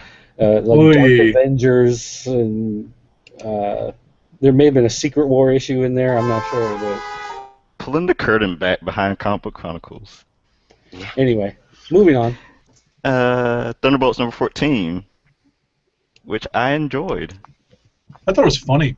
It's an Yeah. Infinity tie-in by cover and a happenstance only. It doesn't have all that much to do with Infinity at all. Well, because they haven't got in, because Infinity hasn't started on Earth yet. At least the Earth part hasn't taken Right. place yet. Yeah, I had stopped reading Thunderbolts when it launched because it wasn't good. But they changed writers, and now Charles Soule is, I think that's how you say his name. I think it's Soul. Yeah, but I say I think it's Soul. Yeah, I heard that on another podcast. That's the reason I hesitated. Charles Soule is writer now, and I was like, okay. I heard good things about him. I actually had never read a Charles Soule book before, but since people seem to like him online, I was like, okay, I'll give this a try since I was initially interested with Thunderbolts when it launched, and once he got through the last 2 issues of wrapping up previous story arcs, like this is a good jumping on point for Thunderbolts, and it delivered. It was funny. The new artist on there is some guy's name I don't remember, Jeff Day something or another, Palo. Palo. He's good. They got rid of Steve Dillon, who his mannequin looking characters. I mean, were they all the same face? Yeah, everyone's got the same face and facial expressions.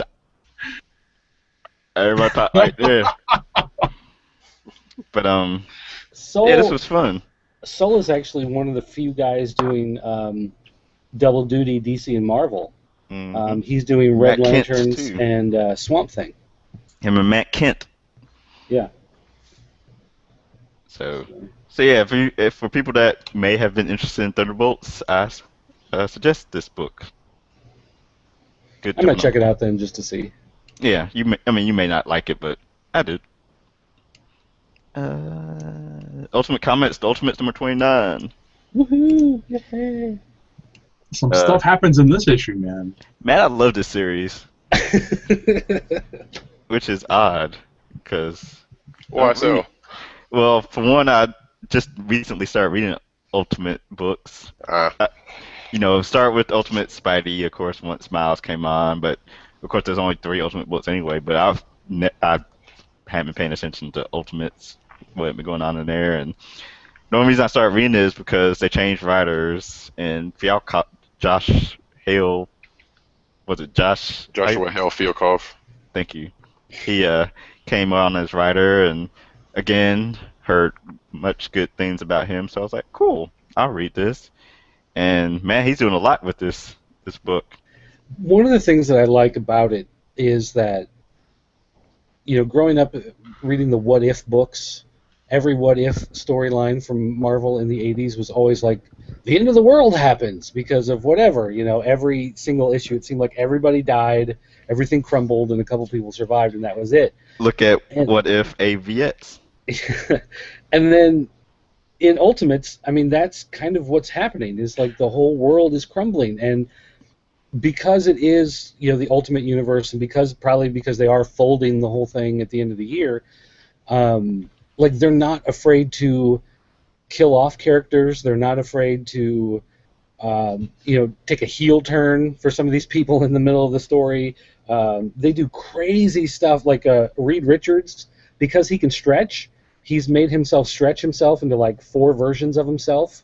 So he's kind of like a Hydra, where he moves around and he's got like 4 or 5 different bodies and heads kind of all working at the same time, and just crazy stuff that I don't think you would ever see in the regular Marvel Universe. But it's also just really well constructed. Like this particular issue, you can see Quicksilver on the cover there.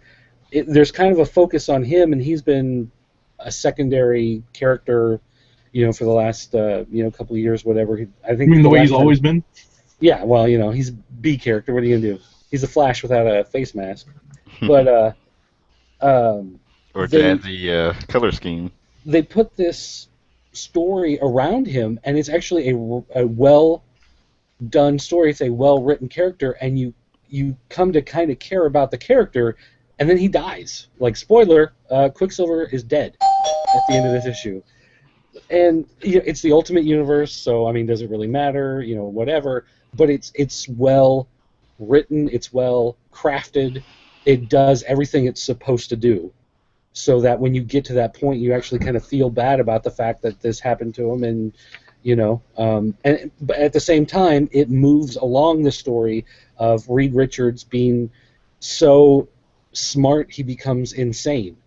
He becomes the criminal mastermind because he thinks he's so much smarter than everybody else, and everybody else is kind of rising up to take him on.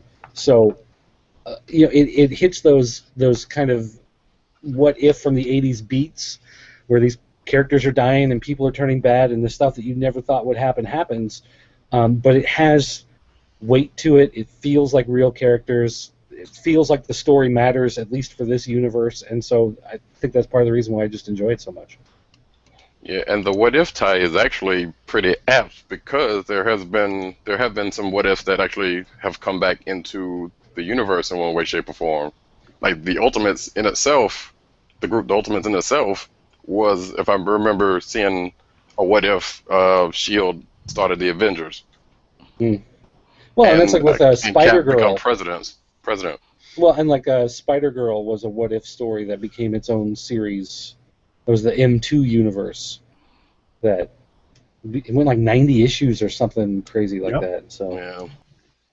so what ifs, sometimes they do matter. Mm. Yeah, I mean, it's a concept that sometimes catches fire and, catches attention. But yeah, I just think Ultimate X-Men is a little harder to get into. That's one that you really have to go back farther because it's been so layered. Brian Wood is writing that one, so he has a tendency to do things a lot deeper. Yeah, So that's a little harder to jump right into that one. couldn't get into it, Yeah. which is shocking for me in the X-Men book. Speaking of him, we'll get to him later. Venom number 39, which we announced, of course, is going to be canceled. And Right, so it introduced the Mania symbiotes. Not Eddie Brock, Flash Thompson. Flash. Flash creates her when he tries to get the symbiote to protect one of his students at the high school. I forget her name. But So I guess we'll see how this series ends, and there's the question if it gets relaunched as a Marvel Now Wave 2 book, and Marvel now. it's also currently the longest running Marvel book, which is That's scary. people are Wow. wondering if that's the reason they're canceling it. That is Oh, it's getting scary. close to 50 issues. Gotta cancel it. Jeez. Yeah, but how long until Marvel starts going back to doing the crazy number thing where They'll pick back you up know with what? Superior Spider-Man is 24 issues, so now the next issue is 725. Thor is now suddenly going to be 849 because we're going to count every miniseries he's ever been in. Yeah. I predict in 2 years, just to answer your question. X Factor 261. I flipped through this. It's Peter David wrapping up the X Factor story post Guido. Spoiler alert! Becoming the king of hell. As funny as that sounds, that just sounds like a joke. Just from what I just said, right? It's Peter David wrapping up this story, and he's basically addressing one or two characters at a time. And I believe the next issue is the last one, so it's kind of hard. This is definitely not a standalone issue. This is definitely not something that you're going to pick up on a whim and look at and be like, oh, this is fun. This is definitely wrapping up, dangling plot lines and telling, sort of like kind of wrapping up things so that the toys are put back in the box, the toy box. So, at the end of the day, this is just that. It's wrapping up a couple of stories, and we have one more issue left before this particular run of X Factor ends. Okay. X-Men number 4. This is I like this issue. Anybody? standalone Yeah. issue before Battle of the Atom ramps up. What do you think, Roddy Cat? It was a pretty good issue for what it was. Like Tim said, it was a standalone issue. It had the little touching moments with Jubilee and a slightly weird looking Wolverine. Wait, did I just say that? And Jubilee, which is kind of funny because they kind of go back to Jubilee. Well, they kind of hint back upon Jubilee's origin, which I actually remember reading and having a copy of somewhere around Yep, here. same here.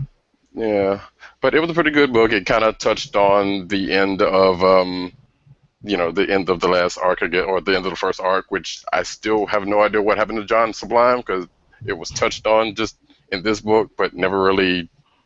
You don't see it. You didn't see anything. Sublime's gone. Or that's I guess that is the theory, or that's the movement. And Archaea's, I guess, still around, but they didn't touch on that any. So, Dangling plot points to be picked up later. Yeah, pretty much. But overall, this was a pretty good read. I liked it. It kind of gave me some backstory and some stuff that I really didn't know about. Like, I knew Jubilee was a vampire. I couldn't understand how in the world she can be in the sun like she has been, but I guess that was kind of touched upon in this book. Mm-hmm. It made me nostalgic, when they mentioned Jubilee's first appearance and in the mall. I remember that issue so well. Yep. M Squad and that whole thing. I thought that was very, very cool. There's a couple of things. There's one plot point in this issue that I had issues with, and spoiler alert, I had, it kind of took me out of, my reverie, my kind of, nostalgia trip. It's a plane that they're trying to rescue, right? Yes. Why on earth doesn't Storm just throw some winds underneath it to float it so that it can make it to the next, stop? Yeah, really. Hello. We have to go through this whole thing with telekinetic grappling hooks. Oh, come on, really? And what's up with Rogue's powers? I mean, I'm a little out of loop on that one. Does she not have her strength? She doesn't have the anymore? Carol Denver. She doesn't have the Marvel powers anymore. She just has her original powers. Okay. Dork Geekus on Twitter says the Rachel Aurora beef seemed odd. Yeah, I thought the same thing too from last issue. I mean, it was something that was going to come up, I guess, given the way things quote unquote ended. But yeah, it was still seemed to be taken a little bit farther than what it needed to be. I think they probably did that just to kind of have another subplot to this issue, as Right. opposed to just the Wolverine Jubilee stuff. Right. I One mean, thing and I the liked is, I'm sorry to no, interrupt. go ahead, go ahead. One thing I liked was that they kind of addressed that this is becoming an unofficial, official X-Men team. Yeah. They address it right at the beginning, where we're all sort of like, why are these chicks hanging out together and doing team related things when they're all actually part of other organized X-Men teams. So I'm glad that they at least addressed that, and I think that kind of led into the discussion between Rachel and Storm kind of foster like group grows from that. It's like, hey, what are we doing together? Why are you in charge? Right. And a Road lot going of leaders on this fangirl over, team. yeah, Road going fangirl over Psylocke's powers, which was kind of cute. Yeah. Yeah. Like her hair changed dark purple, black, whatever. Let's see. Valiant, just want to mention them real quick. They had Bloodshot Zero and Exo Manowar number 16. Definitely gonna at least read Exo Manowar number 16 this weekend. And I need You to got start. reviews up to all those? Actually, yeah, both reviews are both up, courtesy of Coates Villain on Twitter. Thanks to him for doing my Valiant reviews.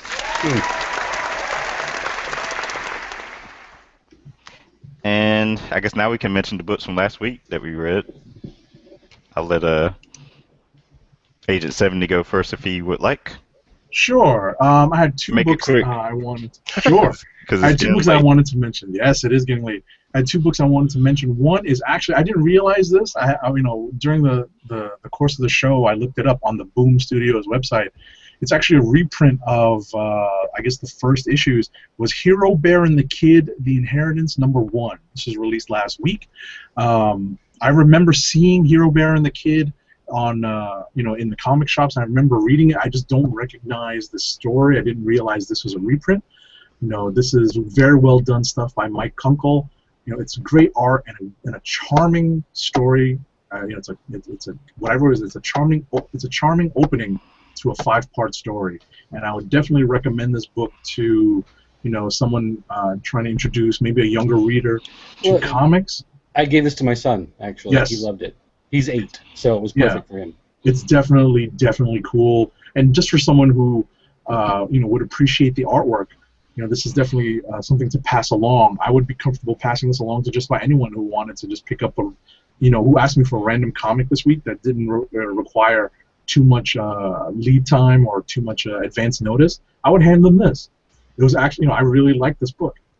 Like I said, I didn't realize it was a reprint, but at the same time, it's still worth a second look. And I also want to touch on Uncanny X-Force #10. This is something that I wanted to catch up on. I didn't have a chance to read it last week. I see that they're finally back to developing the Bishop storyline 10 issues into the story. I can't believe they haven't touched on it since the first arc. There's actually a cool homage to a Wolverine scene from the Phoenix storyline, where Wolverine is basically driven down. He's shot down into the sewers from, I forget the guy from the Hellfire Club with the gravity powers, the fat guy.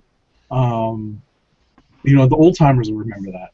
Yeah, But, I can't think of his name right now. Right, but Wolverine gets shot down into the sewers, and there's a scene where he's like it's John Byrne, it's like John Byrne at pretty much at his finest, and it's Wolverine looking up, and he's like, he basically says something like, you guys took your best shot, now it's my turn, and it's an Bishop iconic. looked like that. Exactly, it's an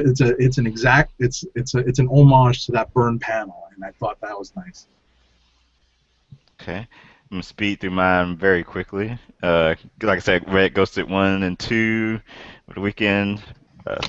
Read Harbinger Wars #2 from Valiant, even though that didn't come out last week. I'm trying to get through the Harbinger Wars miniseries. East of West #5, read that. It made a lot more sense once I talked to Empress Geek on on Twitter. She explained what had been going on in the previous couple of issues of East of West because it's Hickman Mumbo Jumbo, a lot to take in. Six Gun Gorilla #3 from Boom Studios. Enjoyed that. I can't remember if it's an ongoing series or a miniseries, but enjoying it either way.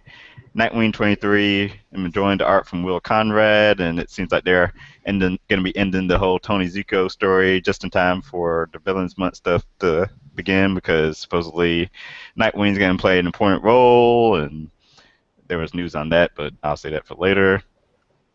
And one more, Green Lantern Corps #23. Read those over the weekend. So, with we need to do our picks of the week. Click of the week book. What books pick one book you enjoyed from this week? I don't know if I would say X-Men 4. That would probably be mine. I'm gonna go Thunderbolts 14. All right. Surprise, surprise for me. My pick of the week was it's a tie between Avengers 18 and Ultimate Comics 29. I really enjoyed Avengers 18 and the whole space war saga type thing, going on. Ultimate Comics 29 got me. There's a couple of cool twists, and I thought the story was well done. So those are my co-picks of the week. Cool. I'm gonna go with one that you actually forgot to talk about. And it's a Marvel book that you forgot to mention. X-Men Legacy. Dexter #2. I don't know if you guys are, obviously Dexter is the TV show that's making a lot of money, whatever. But this is actually written by the guy who wrote the original novels, Jeff Lindsay, and so this is set in the novel universe, which is a little different than the TV universe, but not a whole lot at this point. But basically, the storyline in this book is when Dexter was in high school, there was a bully who tormented him, and he was going to make the bully his first victim.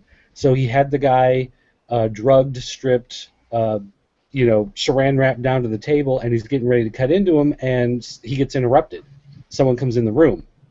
So they have to play it off like it was some sort of prank, and the bully is kind of like, oh, yeah, we're just, he was, teaching me a lesson, we're just goofing around, whatever. And this guy has left and come back, and he knows who Dexter is. Like, he's been following the news, he's seen the murders, he's got it figured out that Dexter is this serial killer guy, and so he's trying to, I guess the easiest way to say it is he's trying to mess with Dexter, trying to get him to slip up or do something that makes it obvious. He's trying to trap him in some way and, whatever. So there's this kind of mental feud going on between the two of them. And so, like, he's charming Rita, Dexter's wife, and so she really likes the guy, so she always wants to, spend time, whatever. And he starts charming Dexter's sister. And there's this murder investigation going on and everything, and it's laid out like if you've ever read any of the novels. They're different from the TV show, kind of like the Fletch novels are way different from the Fletch movies. It ties into that. It's structured kind of the same way, layered the same way, and it's really good. So if you've ever seen the show, if you've ever read any of the novels, you're kind of interested in that, you definitely want to pick that up and check it out because it is really good. Okay, cool. Nice. If I can, real quick, if you, like me, are old and like the original, thank you, like the original Battlestar Galactica series from 1978, the comic book has actually been a pretty good read. Like 3 came out last week. I haven't read it yet, but I've been reading the first. Like, I just picked up the first 2 and decided to just go on in. And it's an interesting take on that series, and they kind of spin into some time, some time shifting mumbo jumbo, as you guys say. So there is that involved, and this 3 is kind of seemed like it might be pretty interesting about what potentially is going to happen. So. All right, cool. Well, thanks for that. Tim, you want to I just wanted to mention that Twitter has been there's been some conversations on Twitter while we've been going on. People who are watching and listening to the show especially once we broke the Batman news. It all started from there. Thanks, shout out to Dork Geekus, who's refreshing my recollection. It was Leland, the Black Bishop, the member of the Hellfire Club, the fat guy that drove Wolverine down into the sewers with his gravity powers. Back in the Dark Phoenix saga. Dorkikis also mentions that the whole beef between Rachel and Aurora in X-Men #4 is kind of forced because Aurora's always been a strong leader type on the X-Men, and Rachel really hasn't had that kind of history, so it seems like a non-starter, non-issue in terms of an argument. So I can agree with that, but I think that without a mandate for this particular team, kind of a haphazard type team, it's even a kind of a defenders type team, that's kind of thrown together. Sometimes leadership issues come they just sort of come naturally. All right. So I want to thank everyone for tuning in live or on tape delay, however your method of viewing or listening to us. I want to thank Roddy Cat for joining us tonight. Let everyone know where they can follow you on Twitter. Thank you for having me, sir. I appreciate it. Hopefully I wasn't too, I don't know, my words are leaving me tonight. So, and I'm the night owl. I'm actually the night owl of the bunch, so go figure. But you can find me at RoddyCat, RODDYKAT, or if you happen to like tech, comic, movie, that kind of news, go over to @NewsNerdsNeed, where I pretty much retweet a whole bunch of stuff when I get to it from posts in that section. Yeah, I forgot about your second Twitter account. Yeah. And hey, we all have second and third Twitter accounts, so it's okay. Yep. Yeah, but I only use mine to retweet my own tweets, so then I feel like I'm at TimDOGG98, and Dirt is at PCN_Dirt, and Agent 70 is at Agent_70. So once again, I want to thank you all for tuning in. I'm Tim DOGG, and this is the Comic Book Chronicles, and we are signing off.